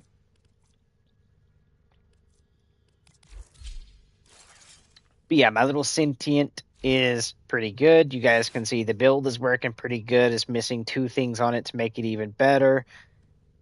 But yeah, it's actually quite up there on like its damage for just low, like for the content we're in. It's up there. But yeah, just want to make a quick little video on that, guys. Let you guys know about Discord. You guys caught the link at the very beginning. If you guys are coming in late, just jump to the very beginning, catch the link, blah blah. I got weapons to go level up, and then more than likely, my butt cheeks is probably going off to bed. Hope you guys enjoyed the stream for now. Found everything very amusing, and hopefully we have some new people in the community from both the YouTube side and from in-game that's already in our thing that actually requested to join, where I've accepted it through the, where you go to communication, go to clan, where I've been getting these that pop up from like this dude and everyone else here. Maybe they'll see this Discord and join in. Long as everybody else trying to request in, hopefully they get to see this our clan thing here and see the Discord, so that way in case the clan does get full or whatever, we'll have everything up and going there. Hope you guys enjoyed the video, and don't get too mad at Warframe, guys. It does have its headachy moments. Just give it a chance, man. Especially with like I get early players, you're not going to have like a lot of like Warframe space and weapon space, and you're going to have constantly be deleting stuff. But that's actually good in the long run because, well, not every weapon is good, so you can actually get rid of like the weapons that are horrible. Like for instance, we was to go down a little ways here to stuff I don't own, like the Amethyst or the Anku or anything that's been around, like the bow here you start with, that thing's actually okay till you reach a certain level and then it's horrible. So that's something you would get rid of. The dark split sword is actually kind of horrible. The regular dual commas is kind of meh. The dual heat swords are kind of horrible. The dual ethers are kind of horrible. The Skana is horrible. I don't know how the dual one is. Probably still horrible damage wise and stuff like that. I mean, it's good probably base game and early on, but then when you start getting into higher level content, it starts getting oofed. So yeah, it's just one of those things like that. I want to get the Hesper because I do want to try it. I just haven't got the blueprint through the other thing yet, which I do need to go do. But to show you guys, I do have a pretty okay amount of Prime stuff. We go through here. You'll see like I have the Tatsu Prime, the Sylvanegus Prime, the Reaper Prime, the Klaus Prime, Orthos Prime, Okina Prime. I have the Maseter Prime, the Cronin Prime.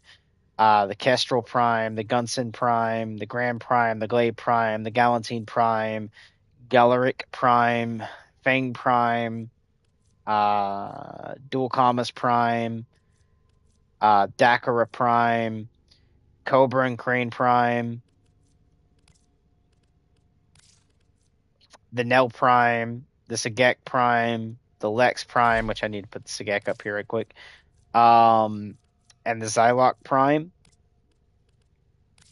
And then going into primaries, the Excelsior Prime, the Atronox Prime, the Bratton Prime, the Burstin Prime, the Cedo Prime, the Daku Prime, the Gotva Prime, the Flumen Prime, Rubico Prime, Paris Prime, and Tibron Prime are all the weapons I have that are Prime. All the frames I have that are Prime is Ash Prime, Caliban Prime, Chroma Prime, Gara Prime, Gauss Prime, Grindel Prime, Giri Prime, Hydroid Prime, Inaros Prime, Korra Prime, Lavos Prime, Mirage Prime, Necros Prime, Nidus Prime, Nova Prime, Prote Prime, Revenant Prime, Rhino Prime, Savagoth Prime, Titania Prime, Valkyr Prime, Volt Prime, Yareli Prime, Zaku Prime, Wisp Prime, and Zephyr Prime. And adding to that is going to be Ember, whenever she finally crafts in a day, 18 hours and 31 minutes. And to the weapons, we are also going to be adding in the Trumna Prime.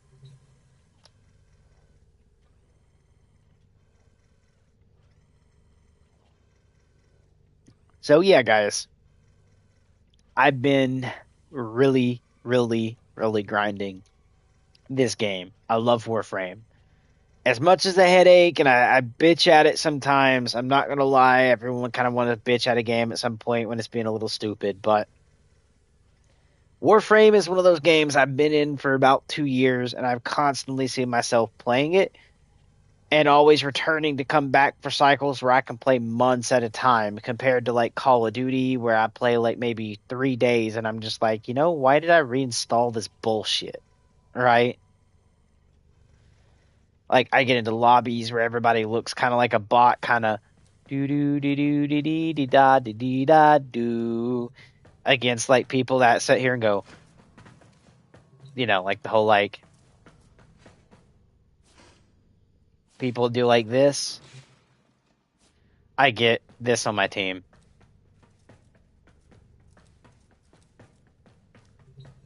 Okay. So yeah, I can't in COD due to that, and then the excessive manipulation during mid game where the dude eats more bullets than what should kill him. He gets to eat it and then kill me because the game just wants to hold hands. There's no actual skill in COD anymore. Like when you first start off and you make the account, there's a little bit of skill there because you don't have the engagement optimized matchmaking and skill based matchmaking in your lobby till after your first 5 games. If you literally start a brand new account, go to level 0, anyone you play, if you play at your skill level, you're going to wreck the shit out of them. But the moment you get your 5 games done, guess what happens? Yeah, you start getting the really horrible games because then the bot that's in the game starts taking in, being like, oh, he's doing good, he's doing bad, let's make his games good, let's make his games bad. Oh, he's killing in this many bullets, now let's make it more. Oh, now he's having a bad time, let's make it less bullets now, is what's going on there. Engagement optimized matchmaking. So yeah, due to that, I left, bro. And then like they break snipers even more. Like apart from zero flinch when they're being shot to shooting like a shotgun and almost no misses. Like occasionally you'll have a bullet go left, and that's occasionally. But the main bit of yours is just almost 90% accurate. Okay. Hence why you can literally not even fully scope in. They go halfway up their scope, as in their eyes are not even through the scope yet, and the gun just shoots perfectly straight like a shotgun and hitting somebody.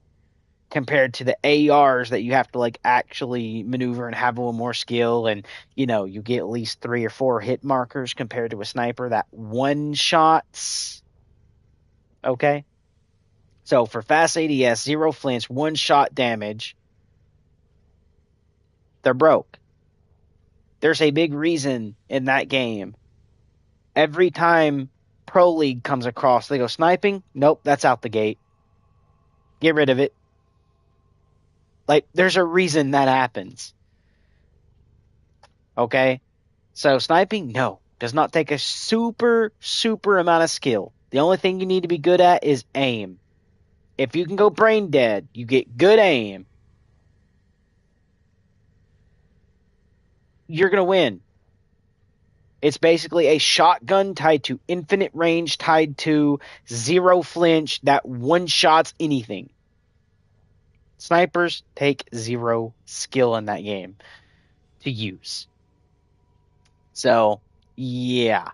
I could pick a sniper up, get my accuracy where I'm flicking onto everyone again, and I bet you I could easily run 15 and 3. Just for the fact of search and destroy 15 and 3. That's not horrible to guesstimate what I can do. One, all it is aim. And then the rest of it is literally zero flinch. You just ADS and someone shoots at you, you're just going, that tickles. And then you shoot them. Okay? Because they get zero flinch. There's nothing to say like, oh, I'm being shot at. Let me move and run. Let me get out of the fucking way. There's nothing that does that. Okay? So, yeah, sniping, zero skill to do. Now, if they add flinch to snipers to the point where snipers aren't, like, while they're being shot, able just to line right up and shoot somebody, make it literally look to the sky and there's no fixing it, that way the sniper has to actually hide, ADS, and shoot, and actually play like a sniper would, it is pointless. They're basically nearly semi-automatic rifles that can run around and shoot like an AR. What in that says sniper? Okay? Snipers sit back, they wait, and take a shot. There's times even in the real military guys, I hate to say this, but they're men for doing it. You can call them gross, but they're men. A sniper will lay in a fucking field watching their target for 3 days and 4 nights before taking their shot. Without moving. There's no getting up, going to a tree line, going behind a tree and trying to fucking take a shit. If they need to poop, it's in their underwear. If they need to pee, it's in their underwear. They're pissing themselves. They're shitting themselves just to take a shot. That's the real nature of a sniper. Giving zero shits to what's going on in nature in their body to physically be out there to take a shot. Because right when the moment comes, or right when they know it's the right time and they need to pull that trigger, they cannot be in the bathroom, they cannot be going to go drop their pants, they need to be there to take that shot. That's a sniper. Okay? So in a video game where the sniper's running around like they're holding a fucking AR is no. Also with zero flinch, basically a shotgun at point blank range, no. Okay? No. Needs a nerf. That's the only time I'm saying needs a nerf in a video game, guys. Or at least, make everything balanced in the sense that you're not buffing a sniper that already is one shot, already had okay ADS, already had okay shit, and then busting it more. If anything, the sniper never should have been touched on a buff. Leave it how it was when you first released the game. And what needed a buff was the amount of flinch weapons give when they shoot someone. That's what needed a buff. But anyways, guys, it's oof. I hate to be mean like that to COD, but end of the day, there's no actual trash talk in that game. It's horrible. For you to actually trash talk, you have to be better than the other person you're playing against. And for a game to literally hold somebody else's hand so they can eat more bullets, I'm sorry, but if you win that gunfight and you ate 4 of my bullets on a gun that's supposed to kill in the first burst, 1, the game just held your hand. 2, I just got bullshitted. And now you're trying to teabag my body. You can't really talk shit on that. The game just held your hand when that happens. So, yeah, no, there's no actual skill right now in Call of Duty. There's no skill-based bullshit in COD until that gets fixed. So, no, I quit COD till they actually bring skill back into the game. But let's color our new weapon and get ready to go level it and get ready to also end stream. What is that color? That colors the white. We'll keep the white area white, so we'll just kind of, come down here and grab this. Actually, the version of this I want is not going to be that. We're going to do this one. And then secondary colors that, which is gray. But in this case, we're going to turn it black. Whoops, wrong one. Okay. Tertiary, which changes that. We're going to leave it black. So smoke colors and black. Accents, this is that, which is the gold. Okay, so that is actually going to be our gold. Same with the emissive. This is actually going to be gold. And then the back color of the emissive is actually going to be smoke black. Okay, and then energy here is going to be Orokin and gold. Okay, and then we do have skins that I could throw on if I wanted to. I don't. But yeah, pretty much, guys, we got that looking pretty okay. Let's go ahead and upgrade our weapon. We already got to level 1 and throw on what we would possibly throw on. So technically, we're going to go to the negative symbol or the dash if we want. And there is damage here. Ooh, this also gives... Oh, that takes damage. I just want to see, so weak point, definitely going to be there. Got pummel, we got that. All right, so the next thing we're probably going to be looking at is maybe, I want to see if I have a prime card for that, though. So we're definitely going to throw on some more damage. And then we're going to go to our Ys. And we built for the other bit, which is our actual weak point. So we cannot do barrel diffusion. So we're going to add in target cracker, which is crit damage. Okay, so when I actually hit a crit, it's that. And then we'll add in crit chance. So it's even higher. And now I can add no more because I don't have that. And it also needs to get leveled. Now, I don't know exactly how this actually is gun-wise. So I have to kind of get a feel for it before modding it further. I just wanted my crit damage while we're leveling it. And then later we can probably do like status like effects or whatever that we need to, or, set up the other stuff. And we don't directly need to use the weapon either. I could have just left it the same. But one thing I'm kind of wondering, what if I put my other weapon on? Does the blade take its thing when I do that? Probably not. That's a rework I would love to see. In case it doesn't work. Because this actually loads in a glaive.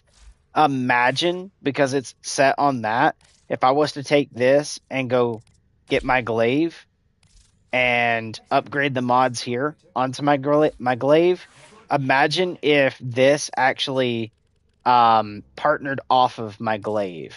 That would be pretty cool to have. But anyways, back to what I was doing. We're going to get the Grand Prime back out and continue going. I don't think it actually does that. I just wish, because it shot a glaive, if my secondary was a glaive, it would actually load my secondary, which is my melee, into the glaive spot and use it. So it actually gets the weapon buff and the glaive buff would be awesome. That'd be pretty cool. OP, but cool.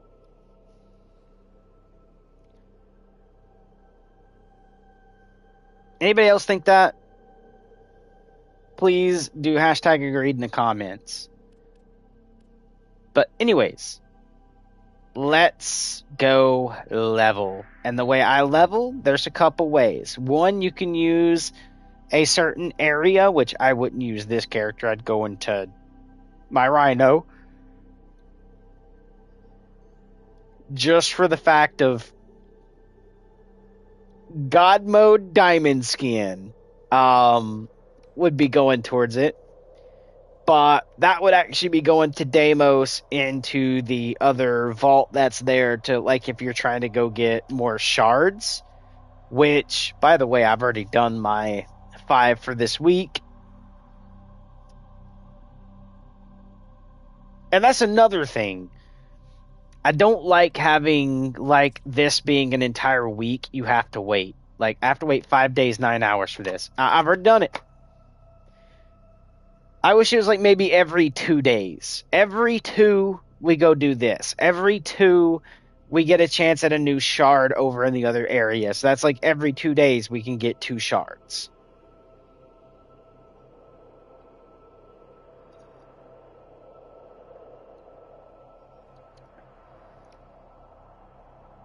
Because then you're still making your people wait.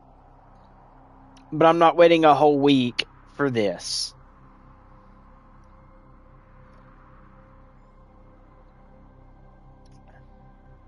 And you don't even have to,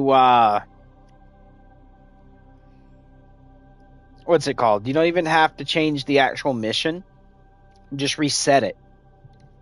That way it's still the same 3 that we just ran. And yeah, it would be a little repetitive. But I wouldn't mind doing that for more crystals. Especially with the amount of Warframes that's in here, with the amount of crystals you're going to need to do each one.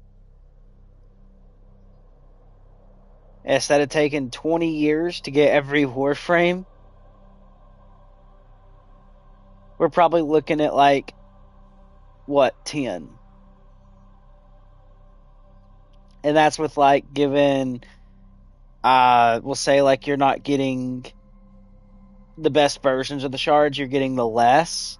So you're having to shoot for the best versions and you're just having bad luck, right? Which is the Tau Forged. Let's say you're not getting Tau Forged enough. So you're having to keep grinding to try to grind the proper Tau Forged version, yada yada. It gives a chance to do it within 10 years instead of 20. If that makes sense.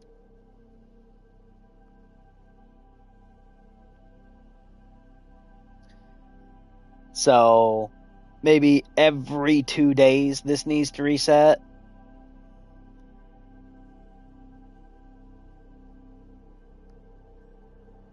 Would be awesome.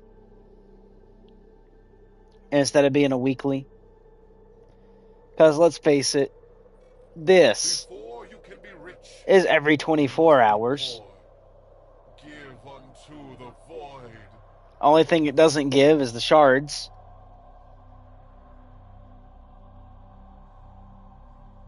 Sorry guys, I'm fixing my ear. As in, it was itching. My ear had an itch that I had to scratch. Alright, but you guys get the idea, right? Because these are daily. Make this every 2 days. And that wouldn't be bad. Because if you do these every 24, I'm pretty sure these would be hard to do every 24. Okay, just reset it. And every 2 days, that's 48 hours. And then over here on Deimos, the vault here could be every 3 days. It resets. That way you're not waiting a full 7 for it to reset. Okay? You're waiting only 3. And that would be really, really good. Because then I'd sit down, have more things to do, because there'd be more stuff to grind, of top more frames, especially when I get more frames to put onto the frames. Um, yeah, it'd give a whole lot more reason to come and play every day as long as I possibly could. Apart from having the aspect of time where I'm like, okay, I don't have anything to do. Let's resource grind, right? Instead of having to do that, I'd actually have stuff to do because there's some times where I'd go play Ark or another game because, well, I'm waiting on this to craft. I'm waiting on those to reset, and there's nothing really to do here apart from maybe grind or try to get up resources or do something that way. But why do I need to do that every day? Right? Apart from like if I'm going to go help new players or figure stuff out, right? I need something to do. And keeping me tasked to get more of the treasures I want is the best way to do that. Like more new prime frames, more new prime weapons, more new this or that would be good. And then like, there's certain things I want to get, but now I have to wait for them to rotate. And if it takes them fucking 4 months to do it, and let's say I run out of stuff here to do, I'm waiting 4 months. You probably won't see me for 4 months on Warframe. Okay? I mean, I probably wouldn't go that long without it because, come on, man, I love Warframe. But in the aspect of everything, I don't want to be sitting here and be like, oh, I got nothing to do. I don't feel like logging on to Warframe. Because I would rather love to sign in every day because that reset and then I get to go do that every 2 days and then the other thing every 3, constantly having something to do through the week while also being able to grind the relics to go get more prime frames. And the funny thing is, everything I need is actually right here apart from like parts I'm missing. And the things I want are vaulted. Like, I'd love a Dagoth Prime, but there's no Dagoth Prime yet. I want to cast some Dagoth Prime horses out to my enemies. I just haven't been able to do it. And guess what? Dagoth came out before half of the other frames. It's already getting primes. Ooh, shiny. Oh yeah, very shiny. Um, but yeah, it's actually pretty good. And I've been kind of doing like prime builds with my actual colorizations, trying to do like better versions of the prime. Some of them I just wish I can get better colorization. Like for instance, on Rhino and some of the frames, you get like this like kind of silver color, but I'm running white and it turns silver. I would love for them to update that to be actually white on that. Because if I wanted silver, I could just go find a color for it. But anyways, I do have frames that I've grinded extra of, stuff like that, that I'm giving out to my friends and so. But I do need to get Haro Prime, Hildren Prime. Did I skip anyone up here right quick? Garuda Prime, which I'm only missing 2 parts for, which is the chassis interoptics. I want... Make sure I didn't skip over anybody right quick while doing that. I need Baruch Prime. I need Banshee Prime.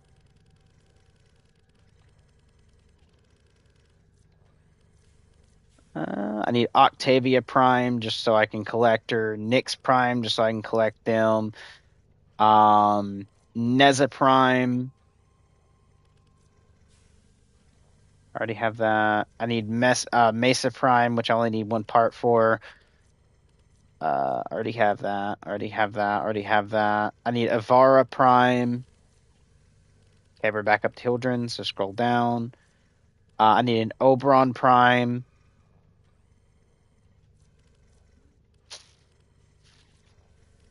I need Siren Prime. And everybody else under here, I think I already have. Oh no, I need Wukong Prime. I'm trying to find the parts for the Astilla Prime, which, by the way, is Vaulted Relics. I gotta wait. or find someone that's running the relics that drop these two items. Already on that, already on that. I need the Cornith Prime. I need the Vectus Prime. Then for the pistols, it's basically almost every pistol here except for the Lex, the Sagat, the Sagak Prime. Already have those. I just need the barrel for the Velox. I need 3 items for the Zorin, 2 for the Kiris, 3 for the Guando. I already have this. I'm just waiting to give it to a friend or deciding to sell either of the ones I'm thinking about doing. I need this. I need this. And I need one more part for this, which is the prime barrel for it. And then I need 2 parts for this, for the collections. Because I'm always going to be running my favorite Sentinel, which, by the way, guys, I call the best one. It's my Nautilus. Not only does this dude have some cool abilities, so I don't have all of them, but a Sentinel occasionally heal its owner, restoring 2 health over 4 seconds. I mean, if you want him to be basically a medic, you can do that. He has the fast shield recharge and stuff like that, and removing the delay. He has Shield Charger, which is increased Warframe's max shields and shield regeneration by 10% for 5 seconds. Better health orbs, or you can do like I'm doing, where I can keep getting clones of my little guy, make him into basically a tank. He pulls enemies in towards me, and he marks every 15 seconds for 15 seconds. The target is 200% more likely to drop an item. So again, basically like Necros, just he is on a short leash because it is 15 seconds for only 15 seconds when you mark somebody. But yeah, we are pretty much got the vacuum going, salt mode, and we got the Omni tool. So if we're ever doing railjacks, something like breaks in the railjack, he'll fix it and stuff like that. And then going into his weapon, this is where I set up galvanized aptitude. So it's status chance on kill with a direct damage per status type affecting the target for 20 seconds, stacks up to 2 times. So technically he could be 36.4 times 2, which is basically 74.8%. And then this right here is actually 72.7. Get that times 2, that's basically about 300 on the status chance. With the rifle elementalist here doing status damage, weak point damage, and everything like that.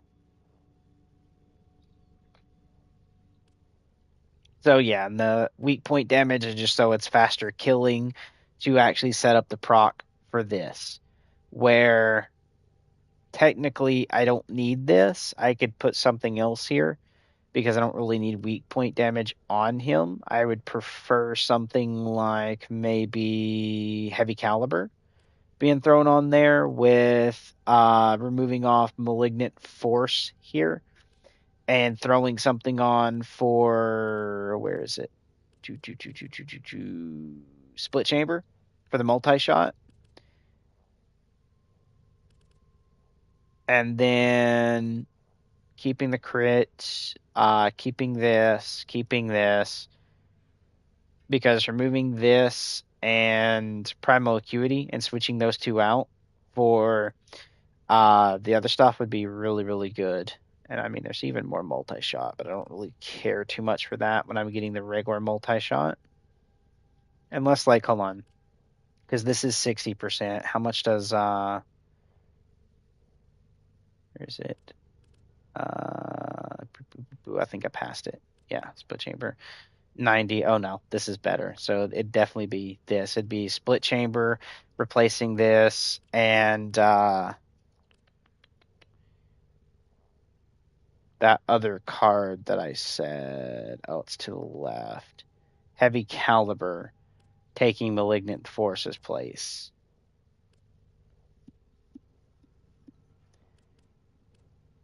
because then we'll keep the crit chance, the damage, and everything like that, where I think he'll get a little more damage alongside like it's boosting his main. And then we don't have to worry about him shooting weak points. I just set this up as a little test, but also I think I had a different minus card there at one point. It was like infected, it was like Hellfire or one of these. Like maybe even Vigilante Armaments, I believe it was. But setting it up this way, I lost the space, so I had to run this. Because if you notice, there's no more like dash cards up here. There's only the one. So, yeah. That's why he's the way he is. I'll have to reforma and rebuild him if I want to do him the other way. I'm not going to do that just yet. So that's why he's with this, with the galvanized. Because if I do that, and I go over and grab my Rhino right quick, and then we take a look at the Basmu, you'll notice it has galvanized aptitude. Okay. So it'll proc and send it to my Sentinel. But we have the high damage output that's coming with it, with the ×2 and all that we've seen, where I can shock and electrocute even crowds of enemies. And this ain't the best version of it, because I'm pretty sure the version of it I've seen, you remove off this, and you replace it with, and the reason I haven't done it is because I haven't done this yet, but you replace it with this, which is increased damage and status chance by 20% for every 75 Warframe health, capped at 360%, where you would take a Rhino, make sure you do the build that gives him, instead of circumvent, you could actually throw on, what is the build? It's Bellicose, which is not ability strength, no. Blessing, for the extra health that way as well. And then for your secondary, you would throw on something for, where is it?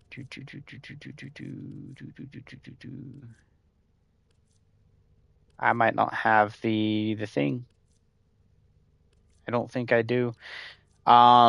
There's another thing. I just forget what it actually is. I'm thinking of doing maybe keeping energized, maybe, just so that way I can actually use my roar to boost the gun's damage again a lot more often.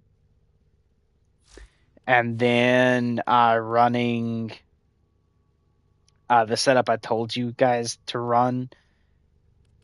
And on top of this being pretty good, you're also sending it over to your little Nautilus, which then every time I stomp, which is the reason I've taken and took the efficiency well down, which uses a lot of stuff here, like 100, like over 100 on my actual energy from my energy pool there, is because every time I stomp, it sends out a copy of my little dude.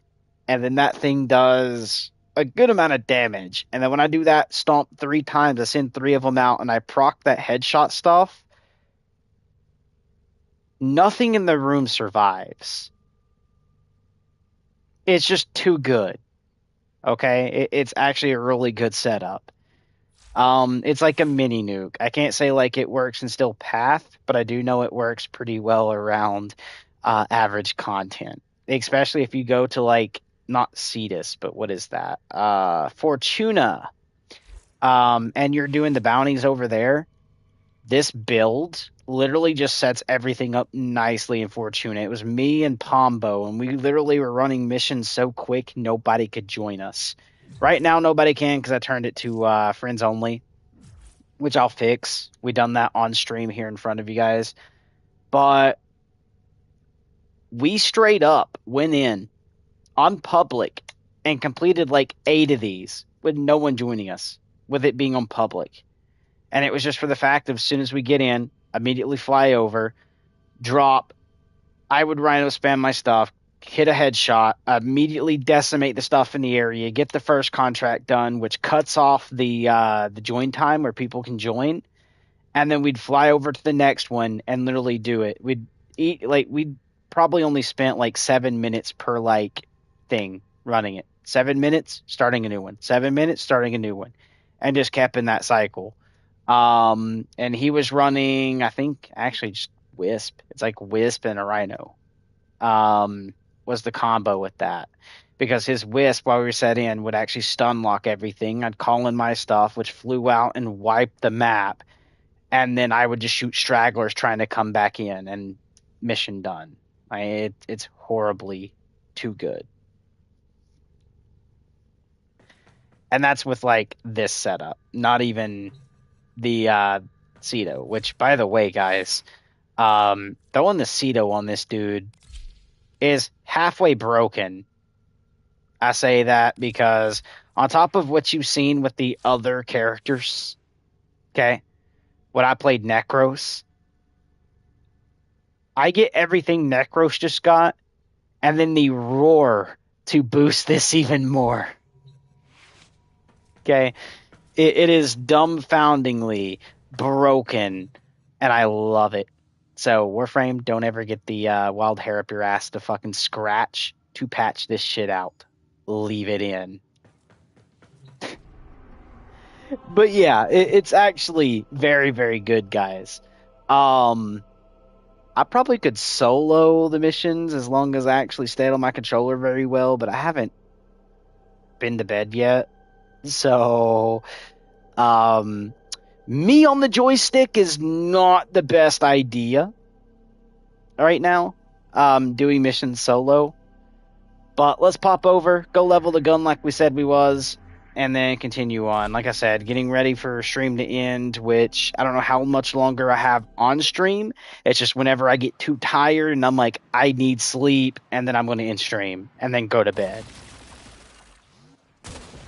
But let's just blow the room up, pop over, blow the room up.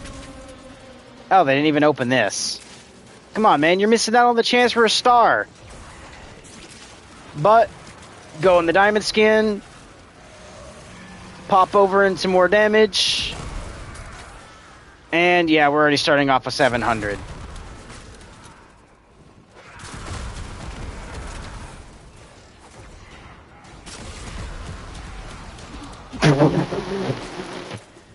Yep, it's time. See? When I stomp, I get these little dudes. 2. Now there's 3 on the map. I already buff roared, so I can't do it again. Go ahead and grab all that.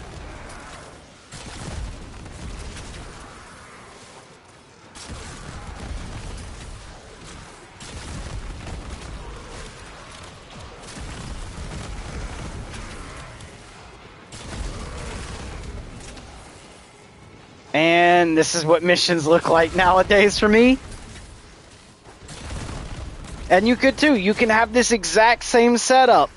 It's in the Discord. Just rewind to the very beginning of this video. And just like wait like maybe 5 minutes or so. I don't remember the exact timer. But I put the Discord up on the thing. I'll even post it into the chat here in a minute.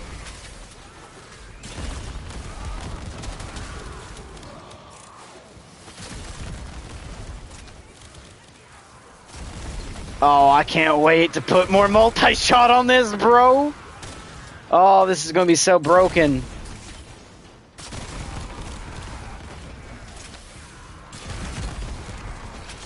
Like, look at that. Oh, I missed that. I hit, like, right here, and I meant to shoot up here a little bit more. Oh, I can do it again. Hold on.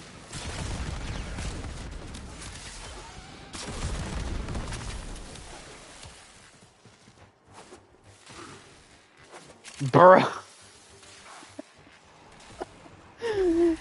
What? Come on, Warframe. What did you let me build today?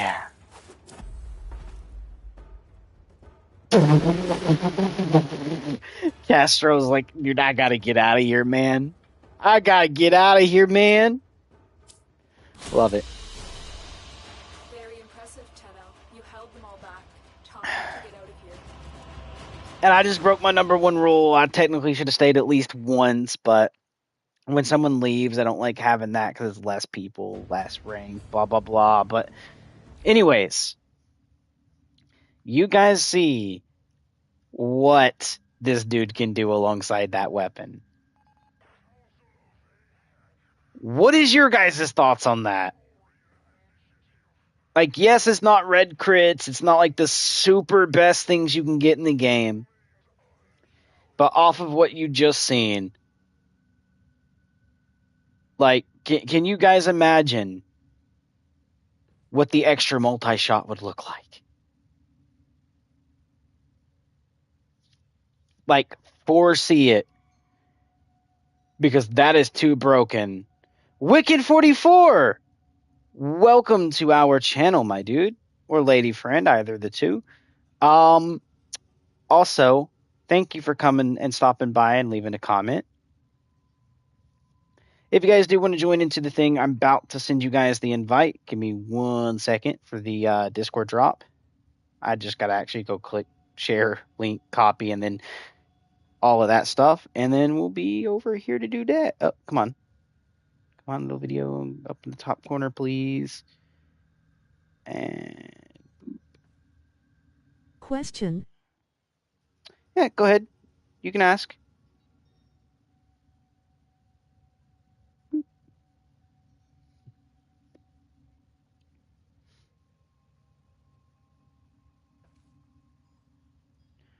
This edit link, never expire.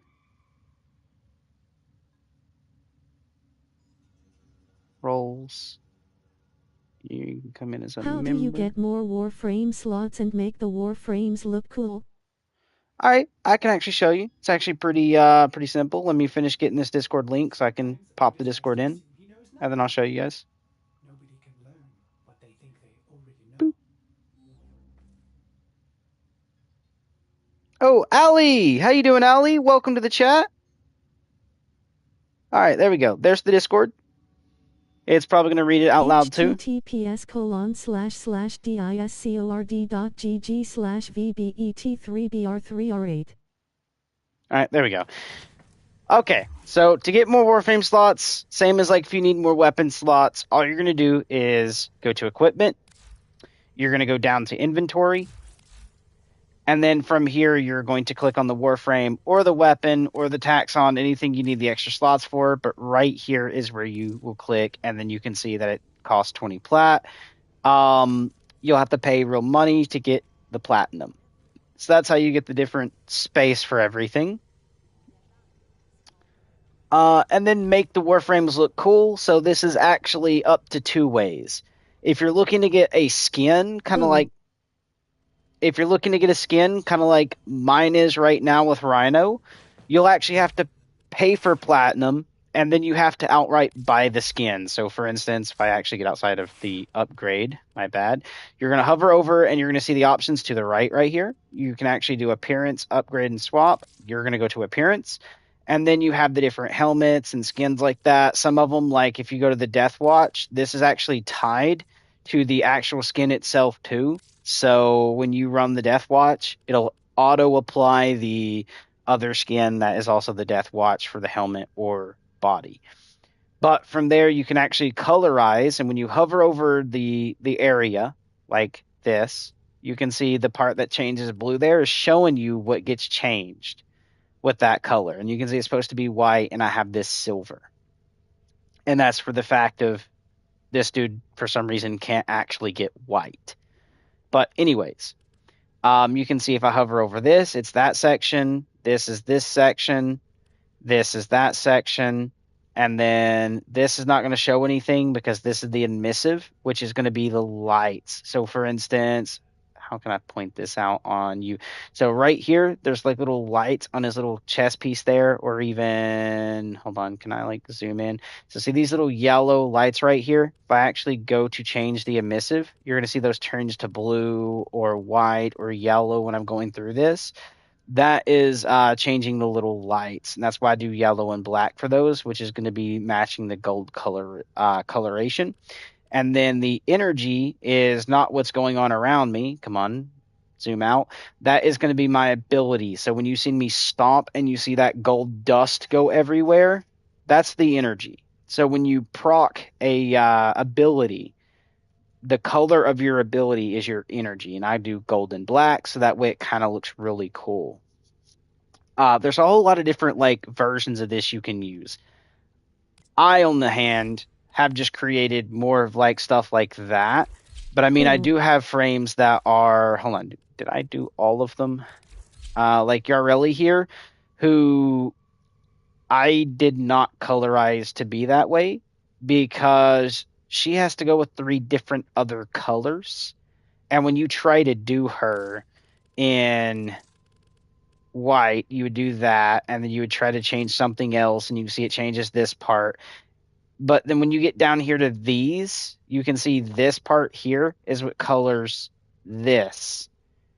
And instead of having to go and spec through every little thing, I just left her the way she came. Maybe making a little bit brighter than the original, but that's kind of what I went with this color scheme with this one. But back to skins, for instance, if I go That's to cool. if I go to Necros, this ain't how Necros is supposed to look. Right here. This is like the sentient version, which I've done the, I'm not even going to try that, a serialist or whatever. It's this skin. It's not the prime. The prime is supposed to look like this. There's one I did keep the same, actually. If I do this one, Hydroid, I did the colorization, but I did change him to be a white with black. So that way, like when I do his tentacles, it looks like an undead under the sea type thing. And he actually looks like this. He's actually a pirate, pretty much. But going here, you can see Hydroid Prime skins. It's not the these other ones that actually change his full look into something else. And you can, however, change the colorization here. Same as like under attachments, you can do the different like chest plate, stuff like that. You can add the new Imaphuras, which is going to be the Spinner X, like I did here, and stuff like that. So you can actually have like a space pirate now.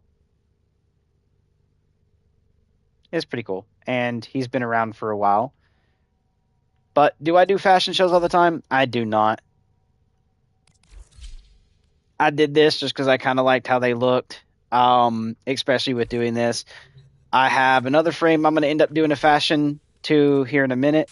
Well, actually a couple days, like 1 day, 17 hours, which is Ember Prime.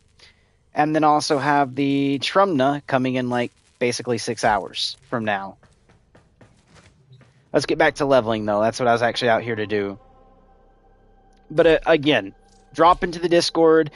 All my frame builds that I do concurrently right now will be in there. Not all of them I own because I'm still building some. Wow, that is loud. I'm still building some before I push them out to you guys to make sure it's something I like and feel is credible to use.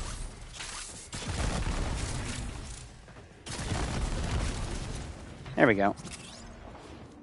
Good old little affinity, which is the actual level. And another thing to go over for new players, this 17 next to me is what we call a different level than our Caliban, which, by the way, to earn this, which is called Mastery Rank, you actually level frames and weapons. And then you'll get an option that pops up under your pause menu here whenever this white bar fills all the way up, to let you know you're ready to do the test, which is the Mastery Rank test. When you pass it, you'll go up into your next rank.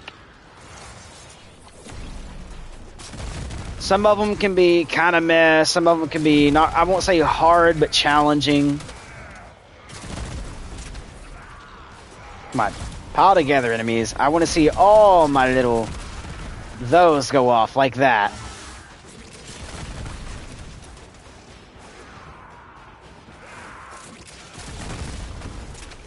Oh, they killed him already. There we go, he's right there. He's dead now. Oh, no, he isn't. There's another one right here. And what I like about Caliban, if I go to the summer list, I get 7 of the most ridiculous teammates. So you can see he does this. He'll pop out onto the platform here in a second. Come on. And then he will morph himself into multiple sentients. And then from there, we are good to run about.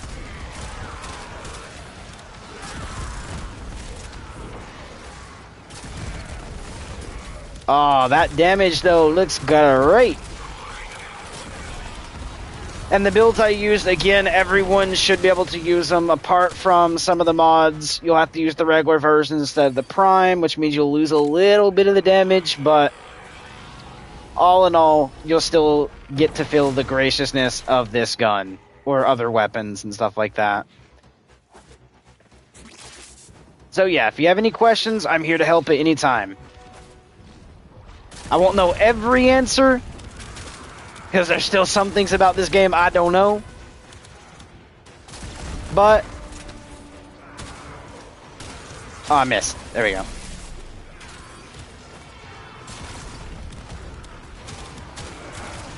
But I will play with my subscribers at some point, so if you guys are needing some help, I will come and play with you guys. I got my friend Pombo, who should be on a little bit later again today, after he gets off from work.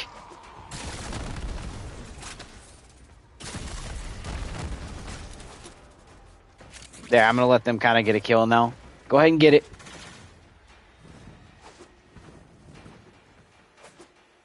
And usually when you do this, you want to stay till about 12. Usually. About 12. That will ensure you make it at least to rank 25 or max. And max level is 30.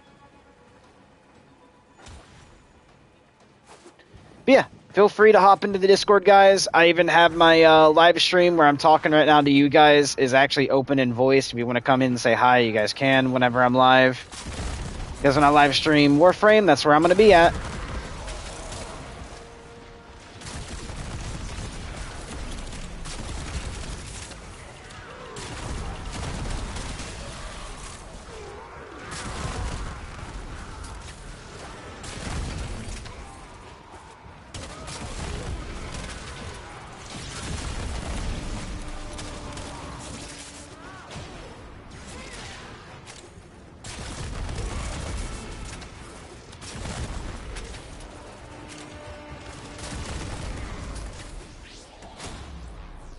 But mainly, guys, do your thing to have fun. I'm going to go ahead and pop stream off here. The thing is in the chat below. If you guys are catching the video before it transcribes the chat, just message in the regular comments, and I will re-message it in the comments there if you guys are needing the Discord link. If you're not looking at the very beginning and wanting to type it, just let me know. But I'm going to go ahead and pop off stream here, guys. Hope you guys liked and enjoyed the stream. I love that damage number.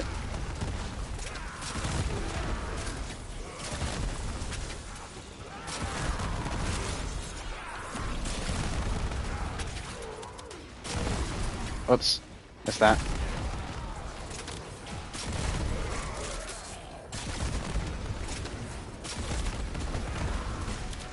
I'm basically just a one-man army now.